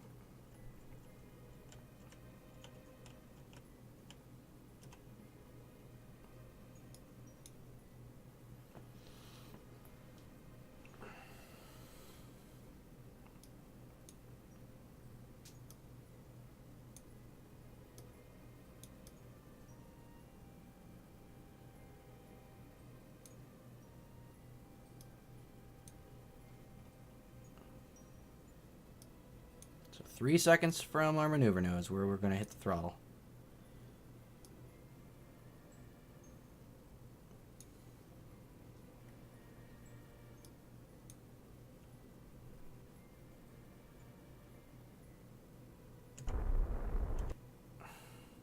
Of course.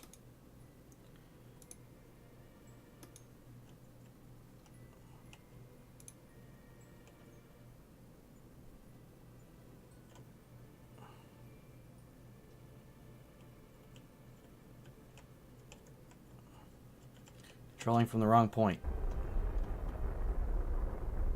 means we're heading in the wrong direction.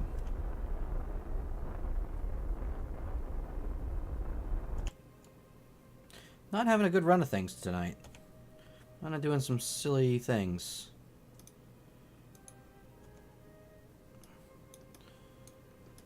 Alright, and then from here...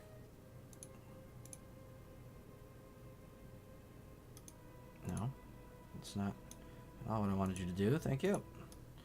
Now from here...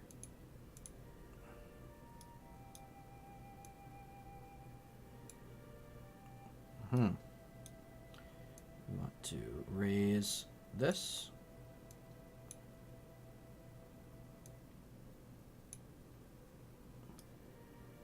That should do.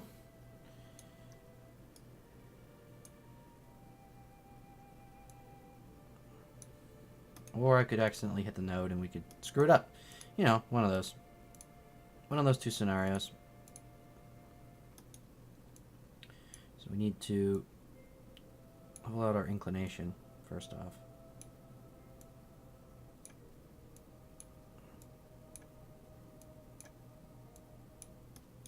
Okay.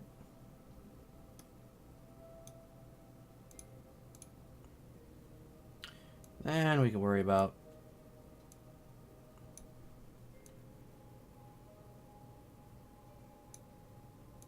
getting our intersect, which over here looks pretty good. 0.0, okay. Those are the 2 burns we need to do.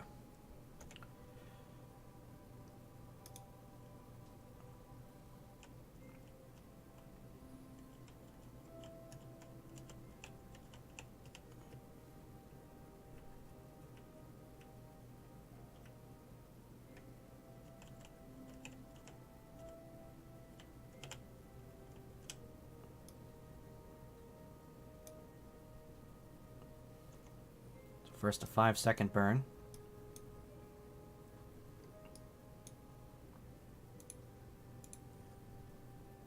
For our inclination. Then we'll do a second burn for our timing.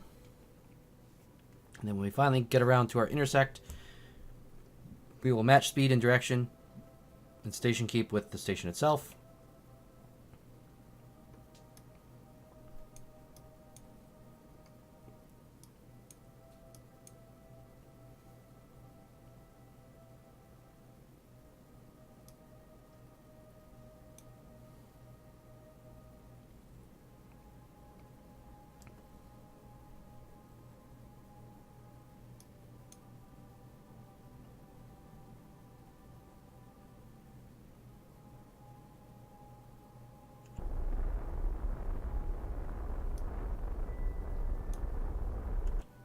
Okay, a little bit of correction.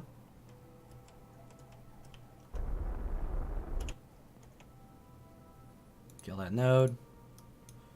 Next node. Be an 8-second burn.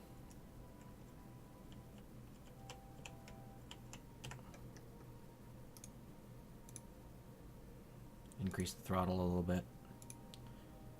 Let's go for a 4-second burn.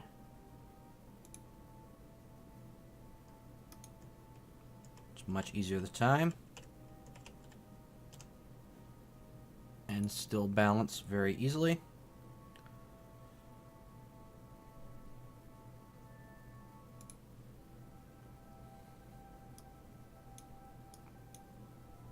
So 2 seconds to node, we start our burn.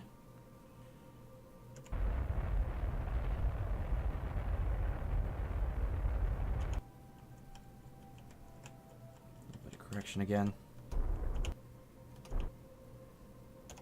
That should do. Intersect will be 0.6. Okay, no, maybe that won't do. Okay, there we go. There's the 0.1. Good enough. We'll be going 17.5 meters per second relative to the station, so we're going to just go full throttle once more. Should be a nice, easy adjustment. Add a maneuver right on that, so I can easily time our closest intersect.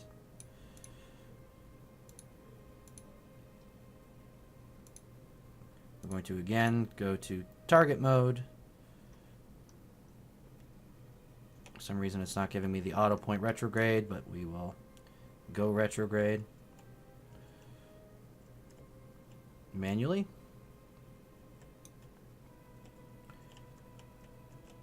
As we rapidly approach the station here.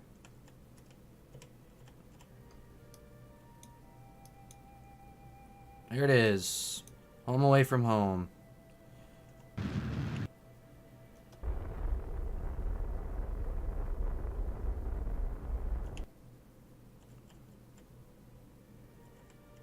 little bit of drift. Don't know why that overshot. That's annoying.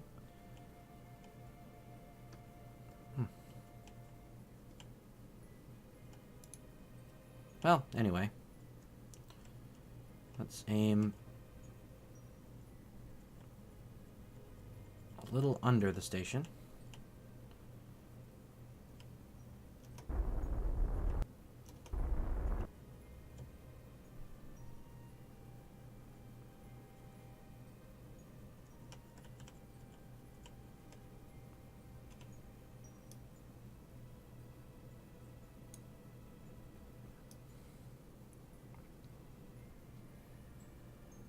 Ourselves lined up with our dock,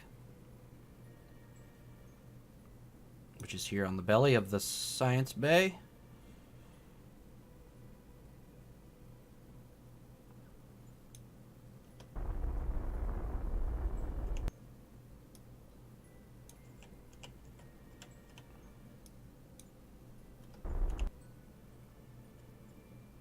Alright, now it's time we need to go over to RCS. Docking mode. Set that specific port as our target. Line ourselves up with the angle of the station.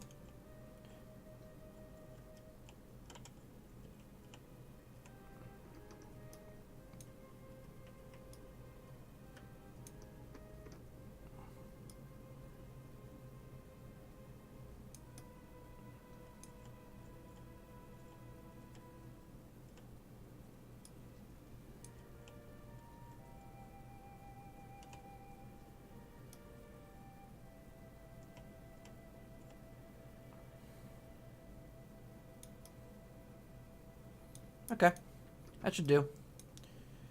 Back to linear, RCS mode. We need to first go forward a little bit. We need to go to the right a little bit.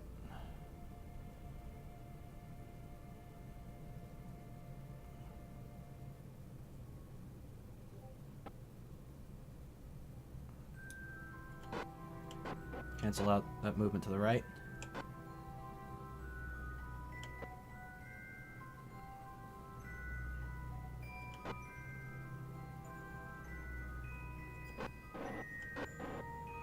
Cancel out the movement forward.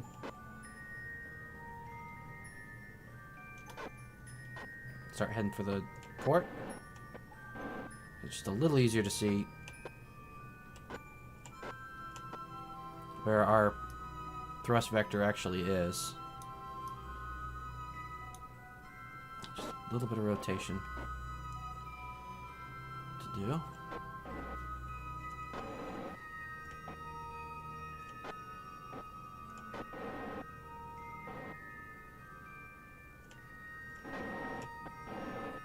Really need to tone down the RCS. It is kind of a little overpowered.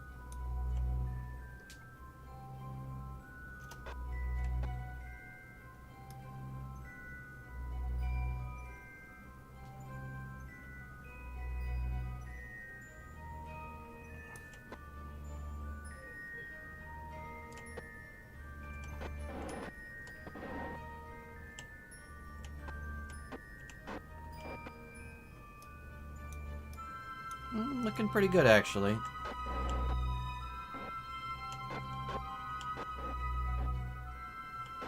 No, it's not. Okay, well, it made it. Kind of drifted at the last second there, but it made it. Alright, I think that is the end of our expeditions to the moon for a good while. So, plenty of science to process inside the labs here.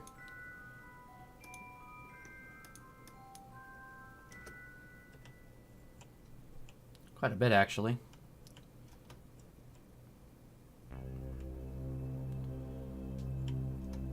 We just need to then start looking at bringing crews home.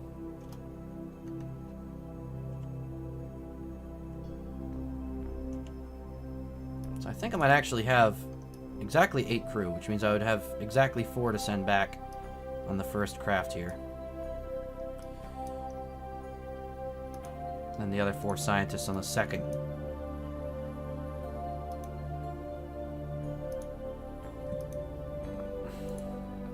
Which I do have a Hex command core for, so it shouldn't be a big deal to not have a pilot on board when I bring the scientists back.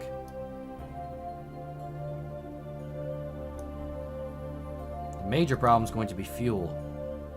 I do not have a lot of fuel for this craft, and the AJ-20 is no longer as efficient as it used to be.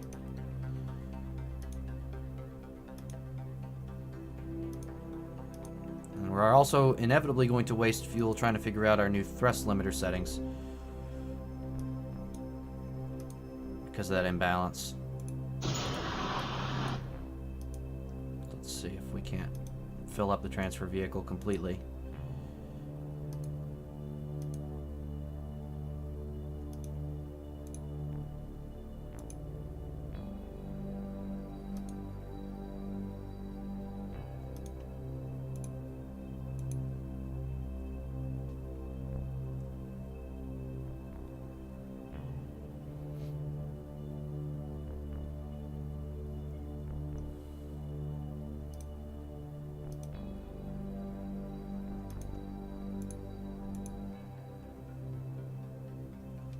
Might not actually need to be completely filled, but I'm just not sure.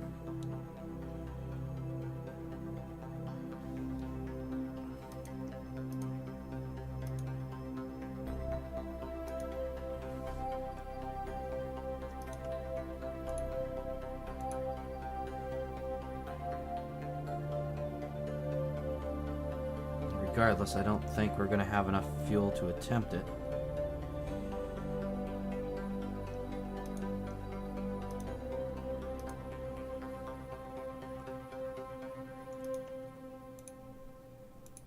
To attempt to send this over full fueled.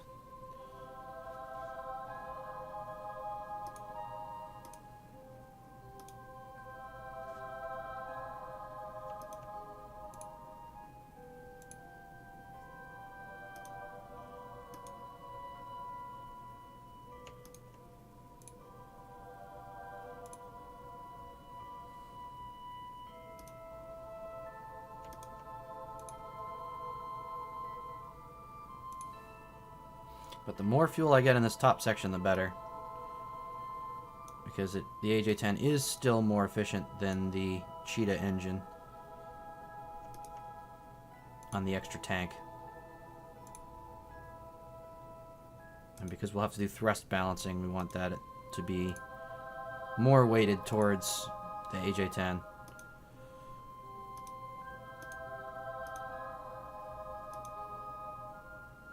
Alright, I think we cleared out all this fuel. That's a spotlight. That's a spotlight. That wouldn't have fuel.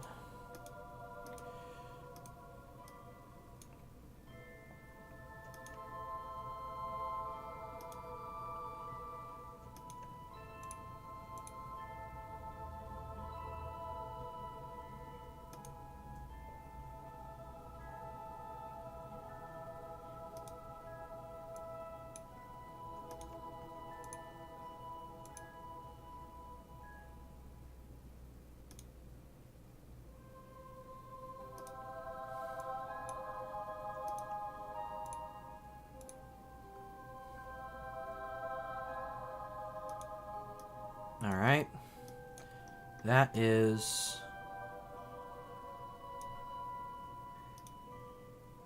I think all the fuel. That is all the fuel on the station.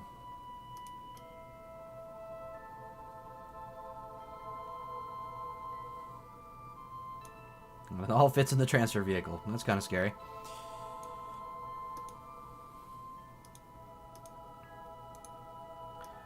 Yep, and we have a full crew sitting here in the storage container here, hitchhiker storage.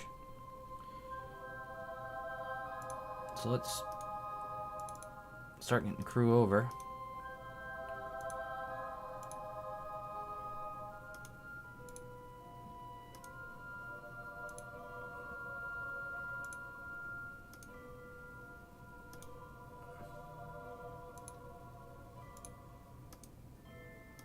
I don't think I'm going to launch that just yet, but next time we're here, I will probably do exactly that. And leave the scientists to do their thing. Another 41.5 science here I can transmit down.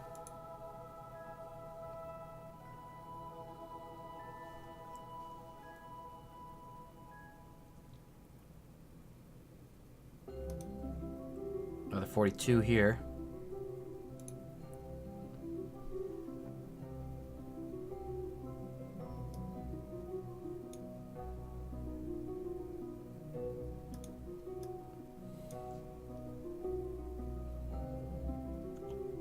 Alright. Now, we really can't miss our crew transfer window here, which is still a while away, actually.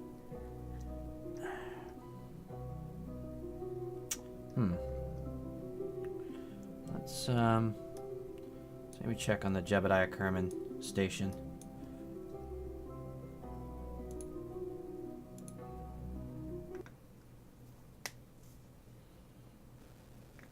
See if I can't send down some more science.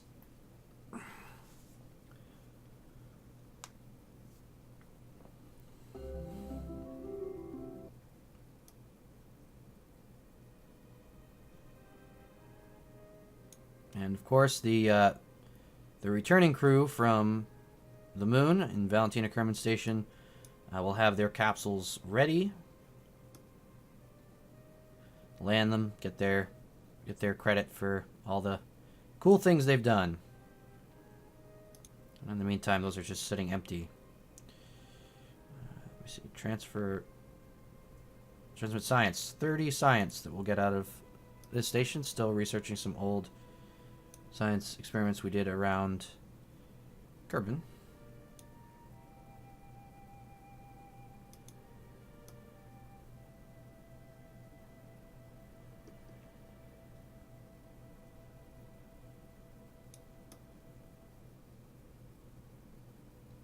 Much more empty station than we're used to. Just one pilot and our 2 scientists.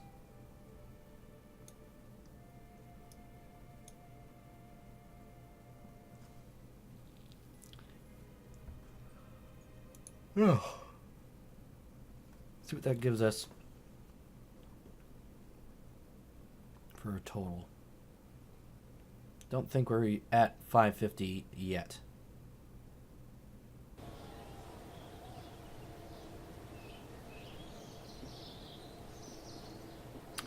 Yes, we are. Okay. Means we can unlock some good stuff.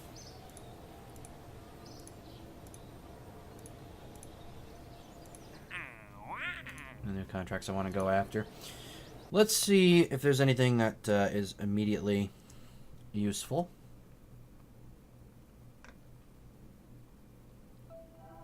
Oh, that's not the research facility. That is the tracking facility. What the heck did I click on?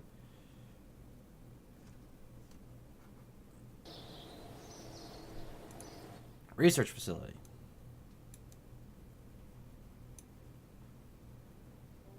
So, very heavy rocketry. We could unlock once more the AJ-10. This is the REJ-10, but it's modeled after the AJ-10.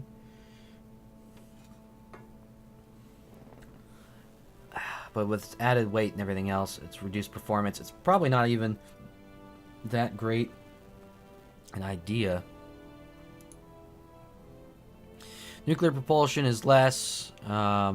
We also already have it as a test part, so I'm not keen on doing that just yet, since we don't need a lot of nuclear vessels. We just need the one that we already have in orbit, really.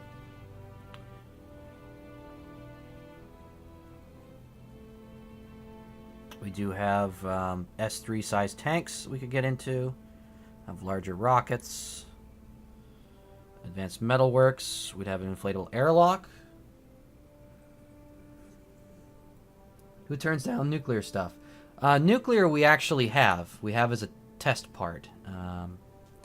So all of our interplanetary travel, which this basically only have enough thrust for, will be done with that. So we're good there. We can deploy it more if we need to, but let's see. Inflatable airlock might be something we look at to make it a little easier for the interplanetary transfer vehicle to be used. Composites. Maybe that's not the best thing for us right now. For once, I didn't have a good plan for this. Experimental science. I've only ever learned how to take off. Well, you'll get there, don't worry. But yeah, the problem with the nuclear engines, while they're the most efficient, and this is like this in real life, while they're the most efficient engines, they don't provide enough thrust for takeoff compared to their lift. Or their weight, I mean. Now, narrowband scanner. Don't think I need that. Ion propulsion. Ooh, ion propulsion. I'm missing unmanned tech, which has better cores. Better neutrons. Seismometer. High power electronics. It almost might be worth getting both of these if I can just get the little bit extra science here. Larger rover wheels, rove mate. Oh. This would almost be a good idea. Larger capsules. I'm kind of iffy on that one, actually. And I've totally ignored space planes for quite a while. Maybe that might be what I need to go for. Aerodynamics. Not feeling that either, honestly. I don't know why the SM-25 service module is in that.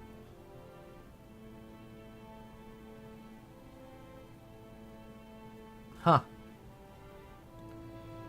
It's kind of weird. What about making a detachable airplane that's used to lift low-weight payload to stratosphere before firing the booster? It's actually something that's tried in real life as well, although in Kerbal and in real life, it's actually not that cost-effective.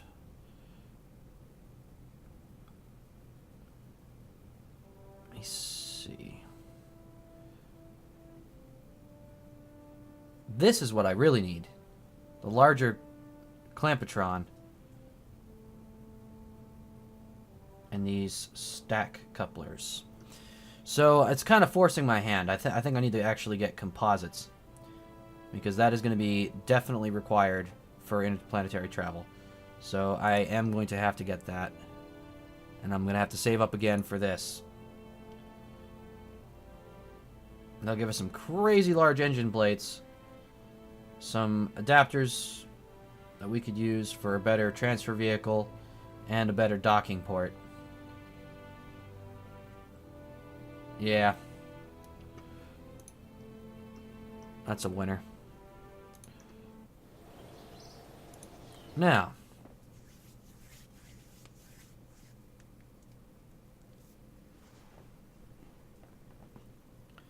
Let's see. What do we have going on around Minmus?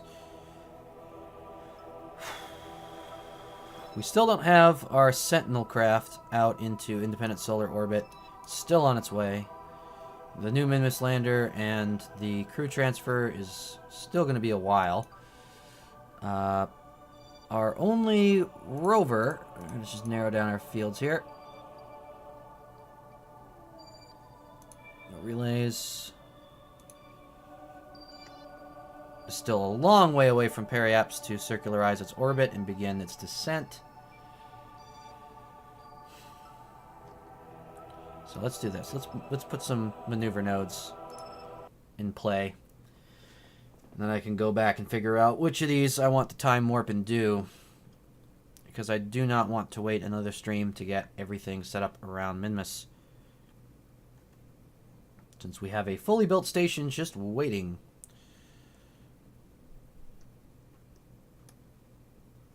Sure, our solar panels here are facing the sun. Since I did not make rotatable solar panels, rather regrettably. 2 days, 2 hours from Periaps.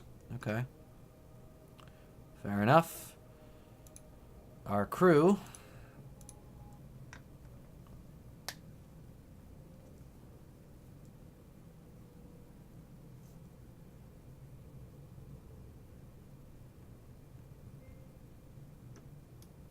Yep, our crew on our transfer vehicle to Minmus.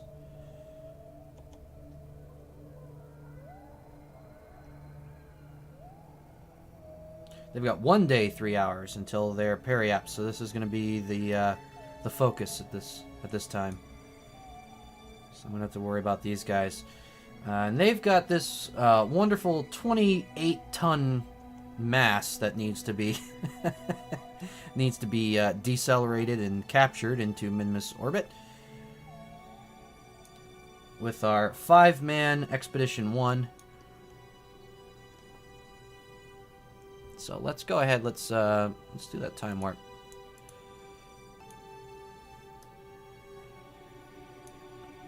Also monitor. We do have our replacement lander. This one actually is taking our first lander, which will become our backup. Which did not have any forward or reverse RCS thrusters. That was a very poor decision on my part.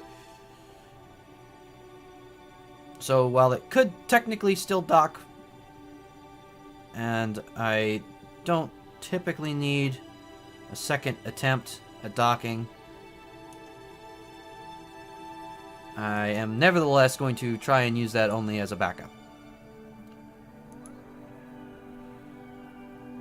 So I'm sure I'm capable of using it without any issue. I'd rather not chance it.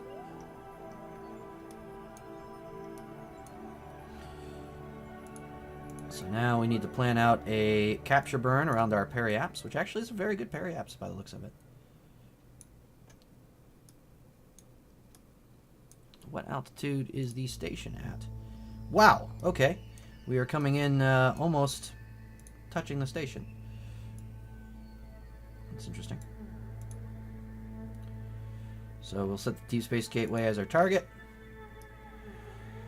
And wow, this is looking like this is going to be insanely easy.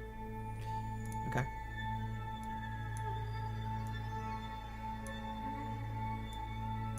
So we'll go just a little more. There we go. 12.5 meter intersect is awful. But part of that will be the ascending node correction, and then we're going to have to do more correction anyway. So it's kind of like a damned if you do, damned if you don't situation here. But if I can time that out that we're close to the descending node,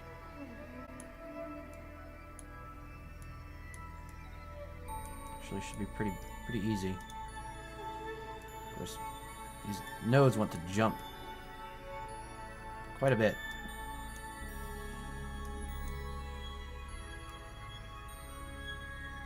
There we go, nice and slow.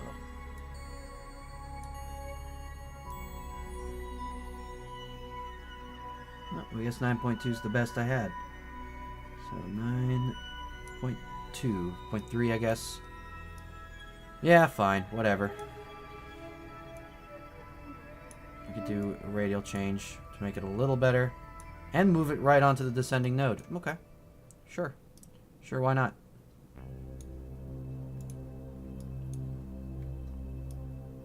So there we go. That's our burn. It's going to be a 7-second burn, even with this ridiculously large setup.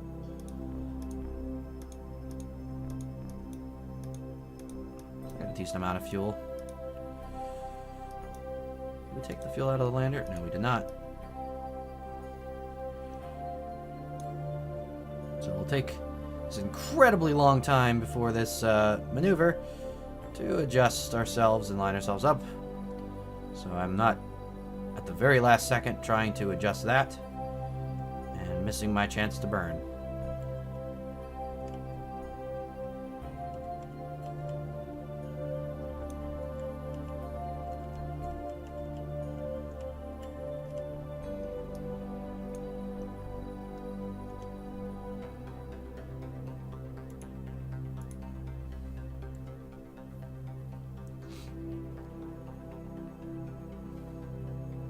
Yeah, thankfully I have a large series of cheap launchers, because these are getting to be heavy parts. On average, I think I'm paying 1,500 credits per ton to orbit around Kerbin, which isn't too bad, actually. I've definitely done worse.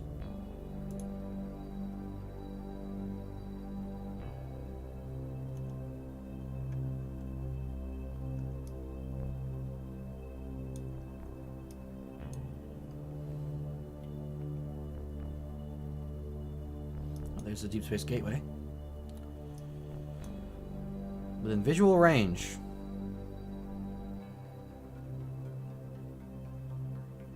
So hopefully everything doesn't go to shit as soon as I hit full throttle. But we're going to find out. So about 4 seconds away from our maneuver, we're going to start burning. We're going to centralize our burn around our maneuver. Okay, everything's looking steady. Looking steady. Actually fairly well aimed as well. Okay, got just a little bit of correction.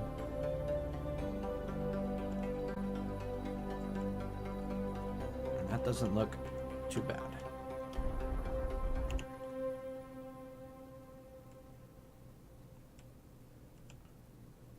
The other question is, how am I going to dock this thing? Because I don't have a lot of open ports on the station. I guess I'm going to end up using this because it's the only open port I have on the vehicle. I might just try and dock that. I've only got really the port and starboard sides open. I do have the lander docking ports open, but those are going to be occupied by 2 landers. So,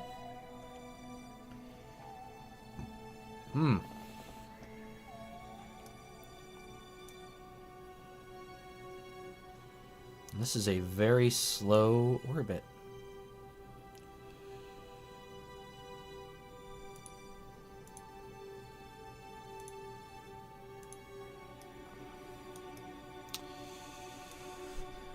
Alright, so at our ascending node, we will lower our inclination.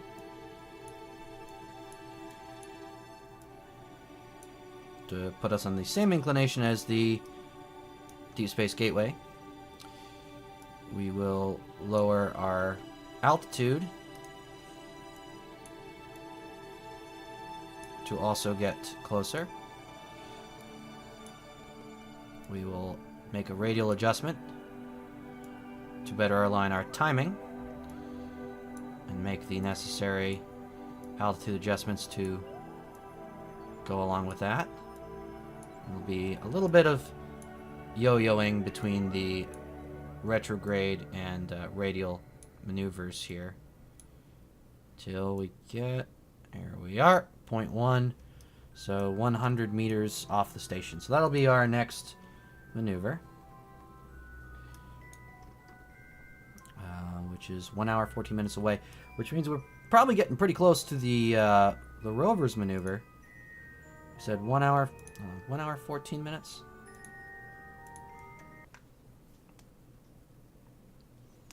The rover, which is going to have a very rapid slingshot around Minmus if we don't brake properly. No, in T-minus 5 hours. Okay, wow. No, I'm way off. I am way off. I don't know what I was thinking.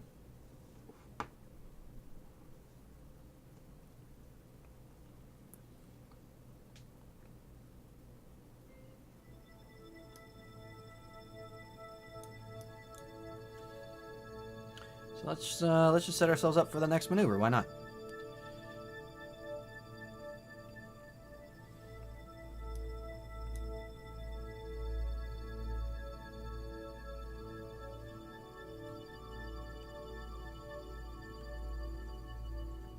This is a vehicle that would definitely have benefited from the inflatable airlock. It's just a little easier to actually dock with the gateway. Although on the flip side of that, I could always just make a docking node that has a bunch of them and makes it easier to dock with that way. But, you know, whichever.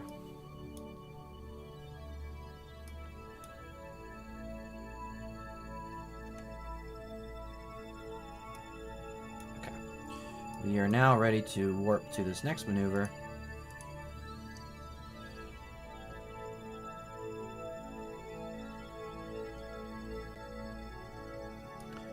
Is an incredibly small burn, so we're not even going to do this at full throttle. Not even going to come close to attempting to do that at full throttle. We're going to very lightly get our way over there.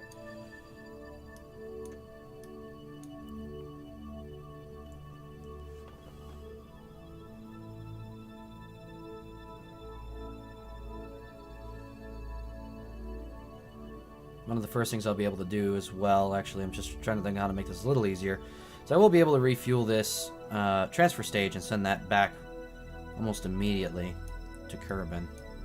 There's no purpose that it will have staying here.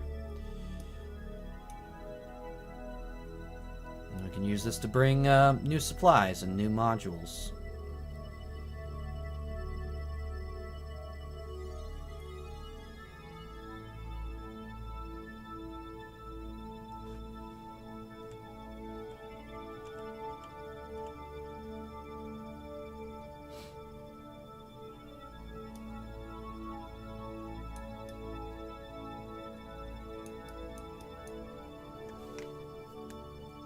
So maybe about 2 seconds away from the maneuver, I'm going to just very lightly throttle up.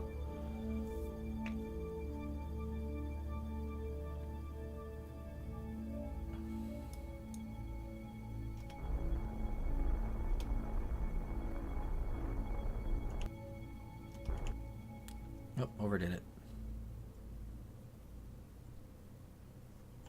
Overdid it, which in min-miss terms could be pretty bad. Yeah, that's a difference of 0.9 kilometers, so 900 meters difference there. So I'm going to do one more adjustment. Try and just level that out just a little bit.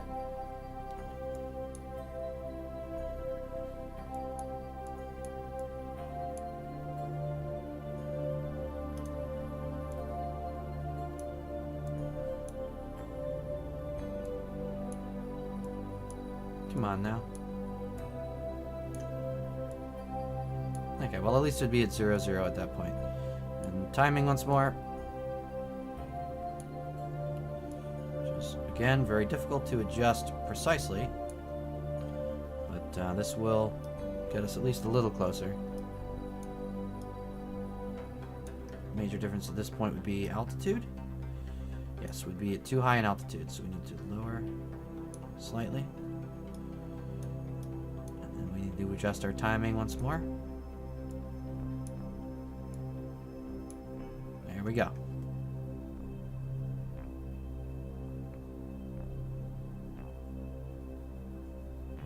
Oh, I apparently have a very experienced pilot now at this point. Somebody leveled up. Who's the son of a bitch? Newstead! Yes, Newstead, my first 2-star pilot. Well done, sir. I really wish you had maneuver tracking, but hey, at least you got anti-normal, normal, radial in, and radial out. Good job, buddy. Proud of you. Until I forget your name again.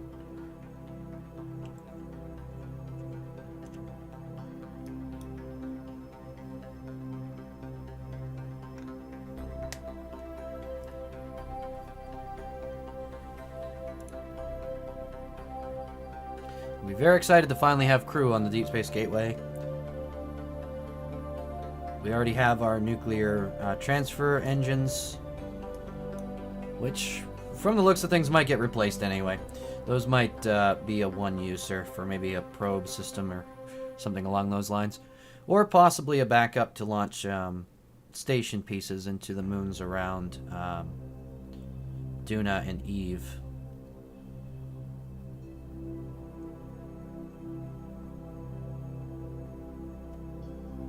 Possibly more the latter, because shouldn't be that much weight for station pieces. I say that, but then I end up with 120-ton space stations, so we'll see.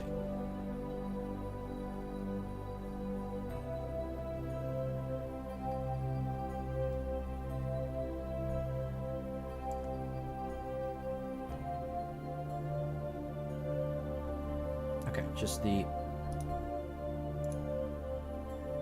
tiniest burns.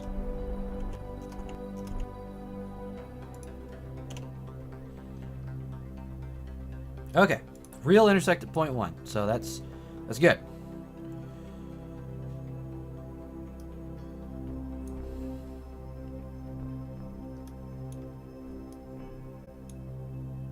And now another 2 hours, 16 minutes from that, we have a very small relative speed to try and cancel out, so we're just going to probably do that with RCS. So let's just warp a little bit in front of it.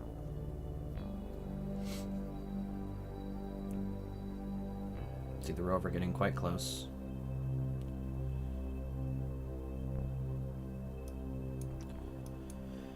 And of course, Surveyor is doing its job as well. Right here, Surveyor 2. So we're going to find a good landing zone for the rover. Find a general area of rich resources, and then start to modify from there. So we're going to do... wow, we can't even aim target retrograde because... oh, yes we can. Yes we can. I was going to say we weren't going fast enough relative speed, but... very slow approach.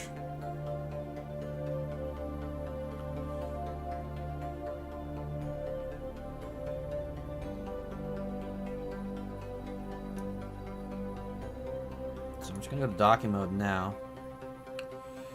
I've RCS on in just a second here. Don't know why they like to do roll control. That is infuriating.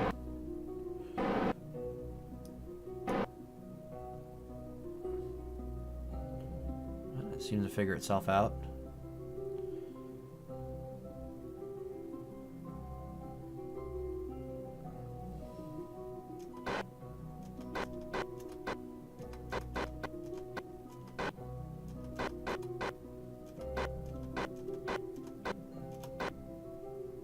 Okay.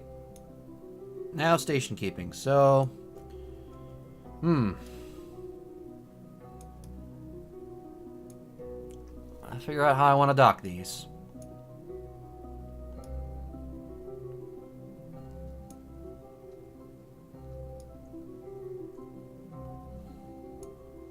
I think I'd rather dock it at the rear port, which means I'll have to move this guy. We're going to undock that.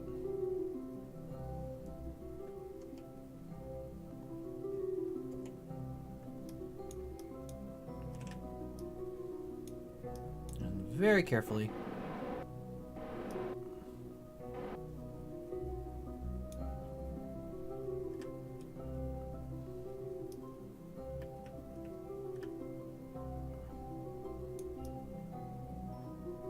Okay. back on.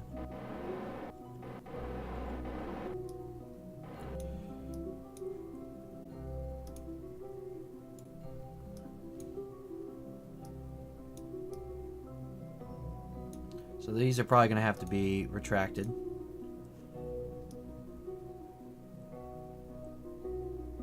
Yeah, those are going to have to be retracted. Let's go and do that real quick.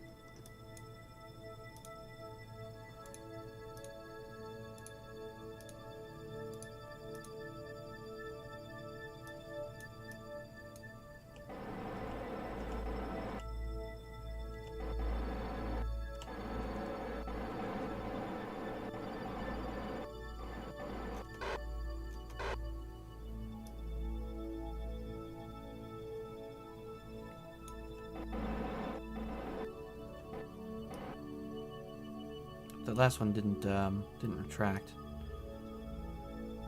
I'll have to check that in a minute. Make sure it is safe to dock without clipping solar panels.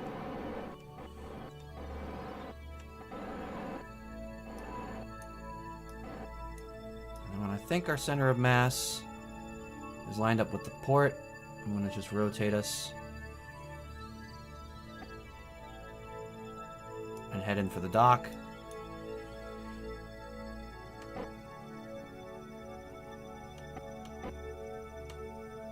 So the benefit of this station definitely is this this mining core here. This what do you call it? A refinery. I keep forgetting the word refinery for some reason. Very simple word.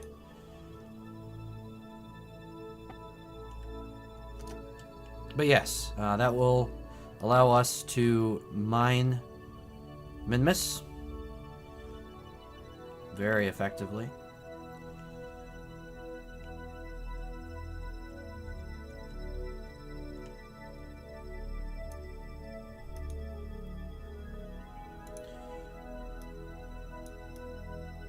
And because we'll be mining Minmus, we'll have a fuel supply for very cheap. So our craft can come here to refuel and then set out to their distant destinations. Okay, now line up a little better with the port. We need to do this quickly now because we did disable our solar panels on this craft. So it's going to need to draw its power from the port.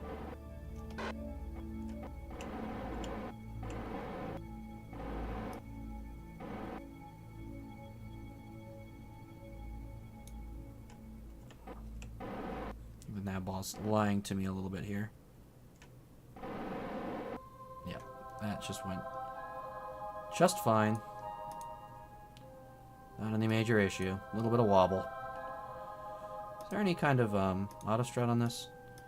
Auto strut has become a major issue with stations, I've noticed. I might center the gravity a little bit and move this one as well after the fact. That might be wise.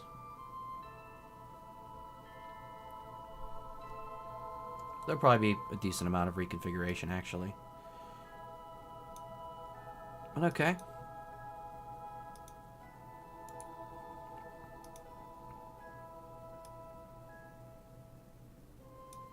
Let's figure out...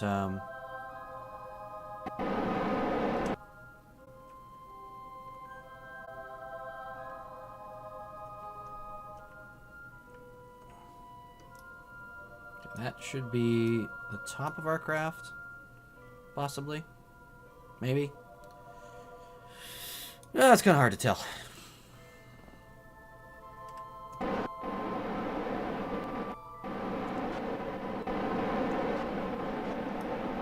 Nope, top of our craft is apparently right there.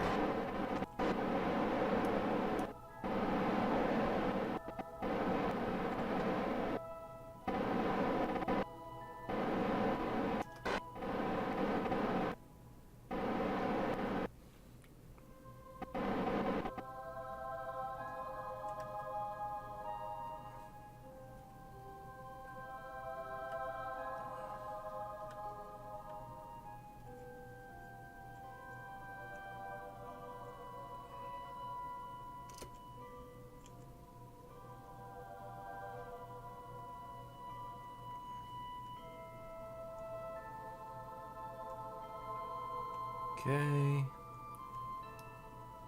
Just a large craft to bring in here. Oop. Not that much rotation.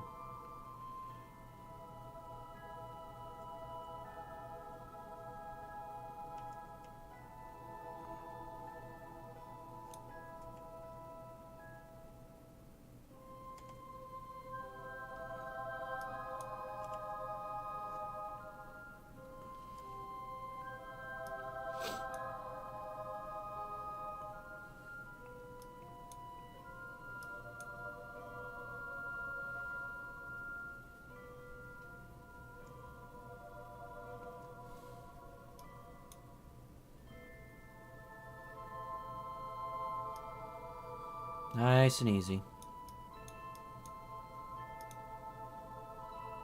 Actually switch to control from the docking port we intend to use. Make it just a little easier on us.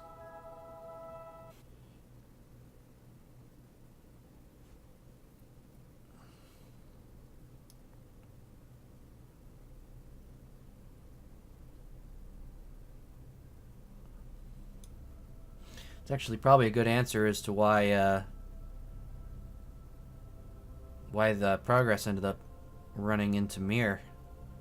Because they were both Russian.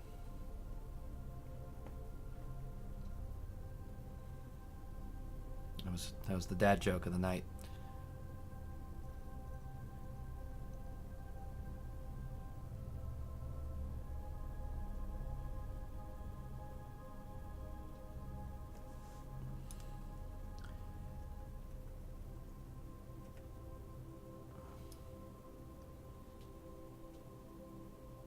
So right now, basically every control does not function the way I would expect it to function because of controlling it from a dorsal port. But if I follow logic correctly, I should be able to figure this out.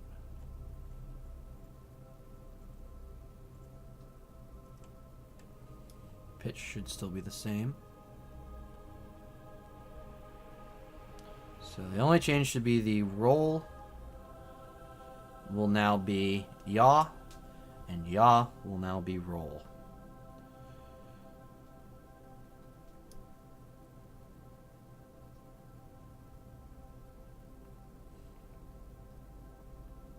So that's what I need to keep in mind. And we're lining up actually fairly well with this port here.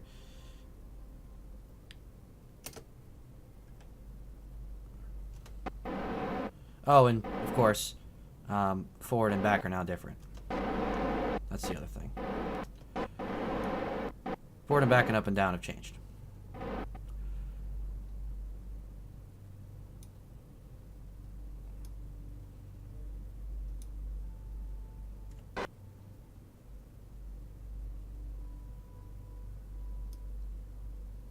Looking pretty good. Now, I'm going to get this lined up, and I'm going to check for anything that is auto-strutted. We're going to disable auto-strut wherever it exists. Because that's what kills space stations.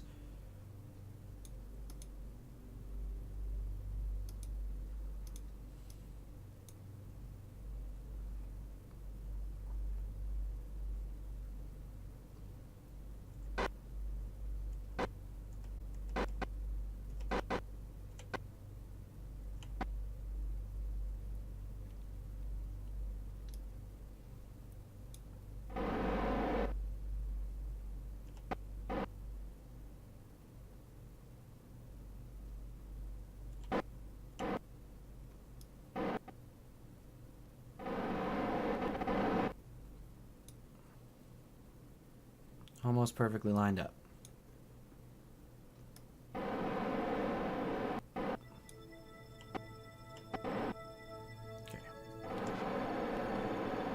Damn near perfectly lined up. Okay, now.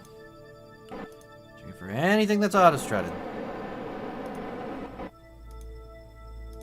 Don't want to see any auto-strut.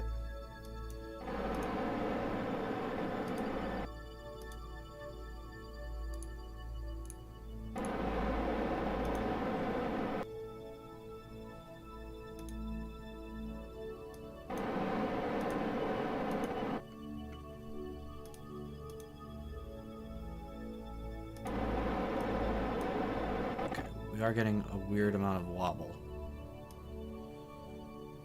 Probably due to disabling the auto strut.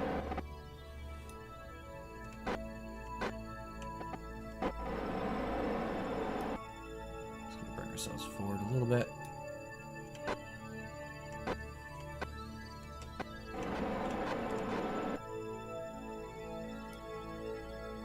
Okay.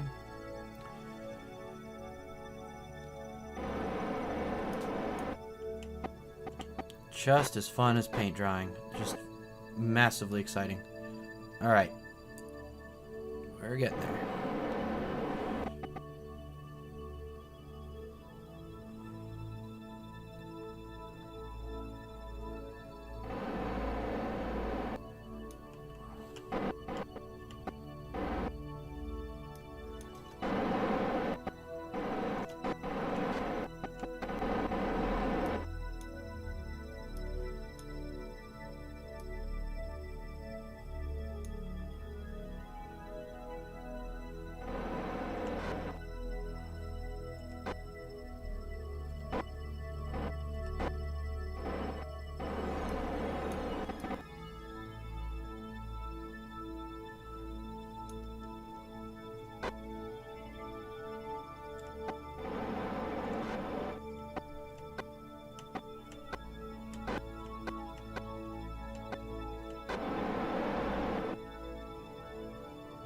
And there we have Doc. A little bit of normal wobble. Just watching it for any unhealthy wobble. Seems to be good. Alright. Woo! That was some stress. That is now, let's see. There's now 95 tons of space station. Right there. Okay. Alright. We got our first crew.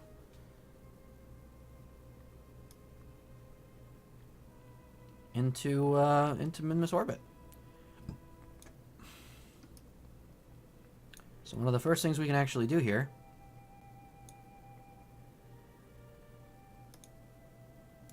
is we've never done any experiments in Minimus orbit.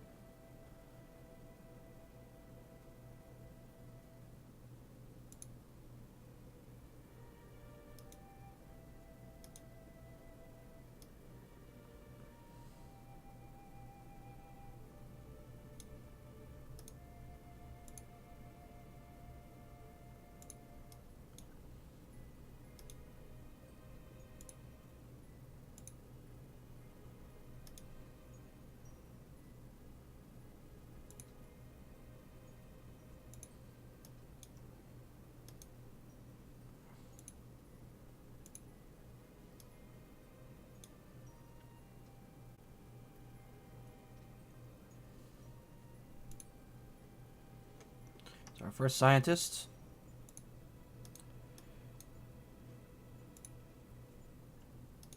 He's also going to take our EVA report.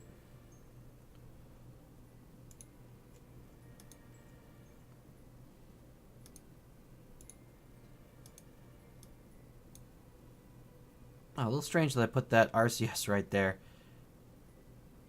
And that I used such a short ladder. Why would I do that?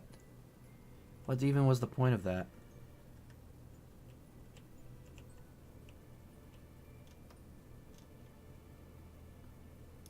What was even the point? I think I forgot that that was there is what happened. I think I like canceled that idea and then forgot it was there. Oh, yeah, what it was is I added this section in after the fact. Oops. Well, that's not very handy. It's not very conducive to EVAs. Well, that's okay. He has to kind of RCS his way over here anyway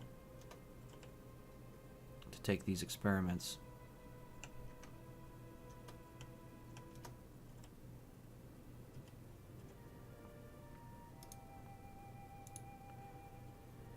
data, and then restore. Take data. Take data. Take data. Alright, and then he is going to navigate himself to the science lab, taking all these experiments with him.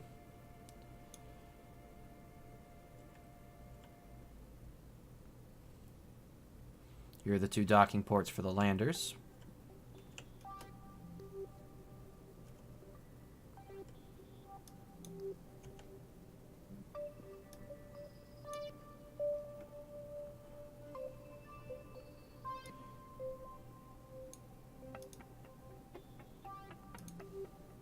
Okay, we can transfer another scientist internally.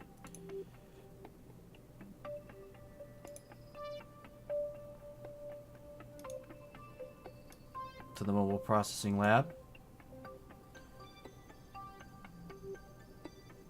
Which actually, I think he might, well,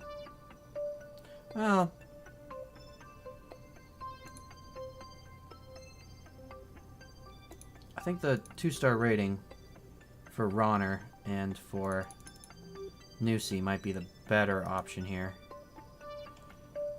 Let's see, transfer crew. So, Steven, you're going to chill in this module. Then we're going to transfer Nusi? Who do I need to transfer? Ronner.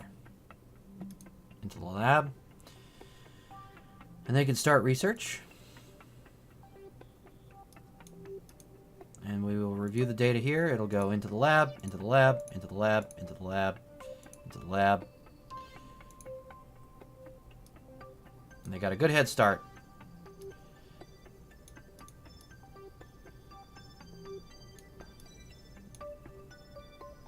Already getting some good science there.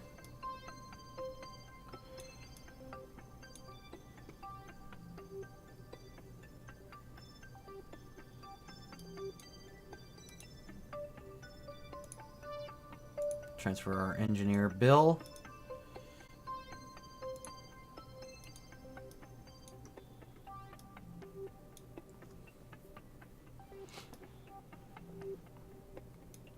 All right, a pretty good crew.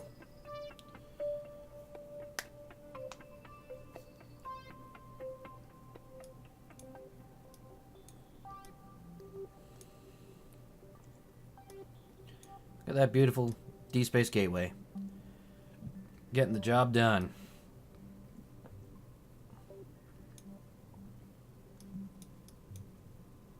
All right, fun's over. Now, to the rover.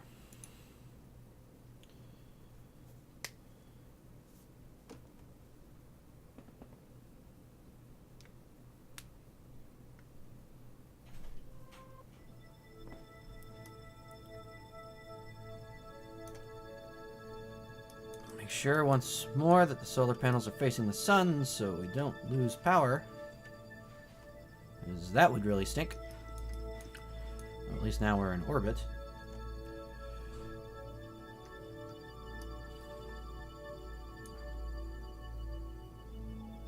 And we want to periapse, circularize our orbit.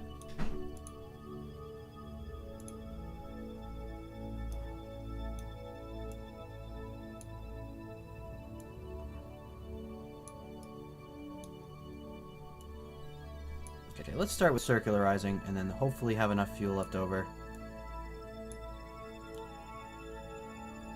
to find a good landing spot and actually land properly.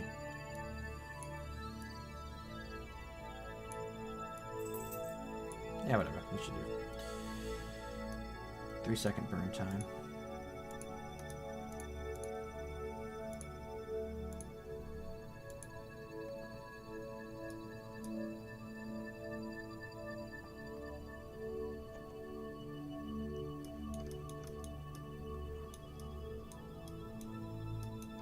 Keep the solar panels on the sun.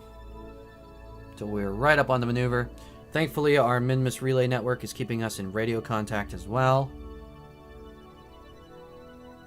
with seemingly no interruption.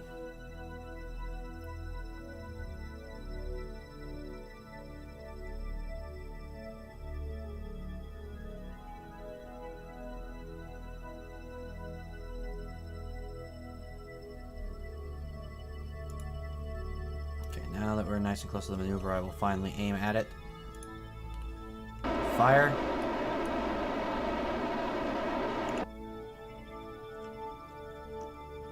Stability assist, please.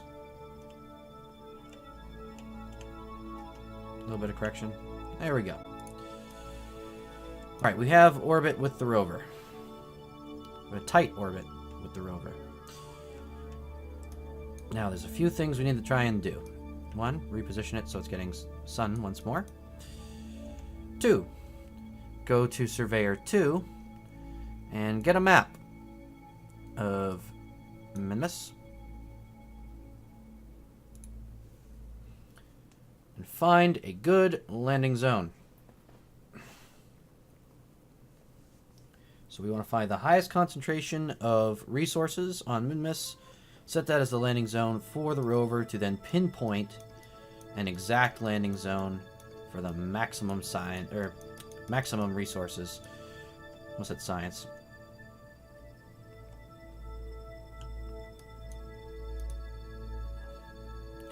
So toggle overlay. Put our cutoff at 70, I believe, was the extreme.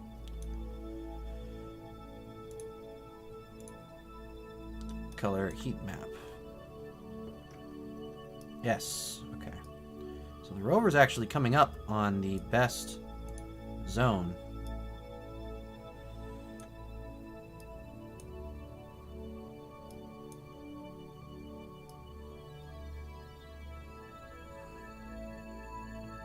Just right here. I want him right there. Just try and figure out the difference between the red and the green.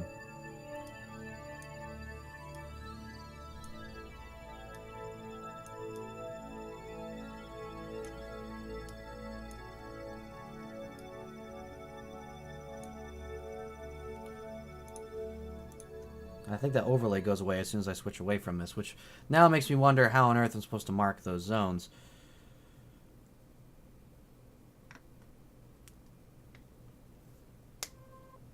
I wonder, is CurbNet able to do this? Perhaps CurbNet is the answer. CurbNet access. Field of view.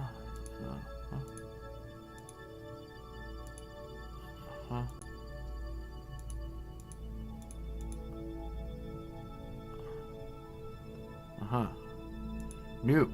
So I think I'd have to fly over that zone.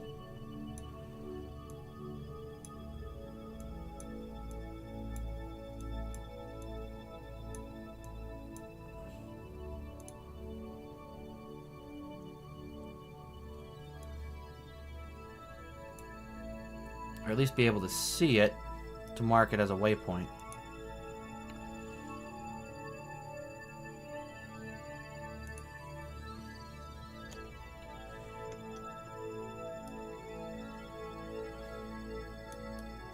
Yeah, that's kind of what I'd have to do.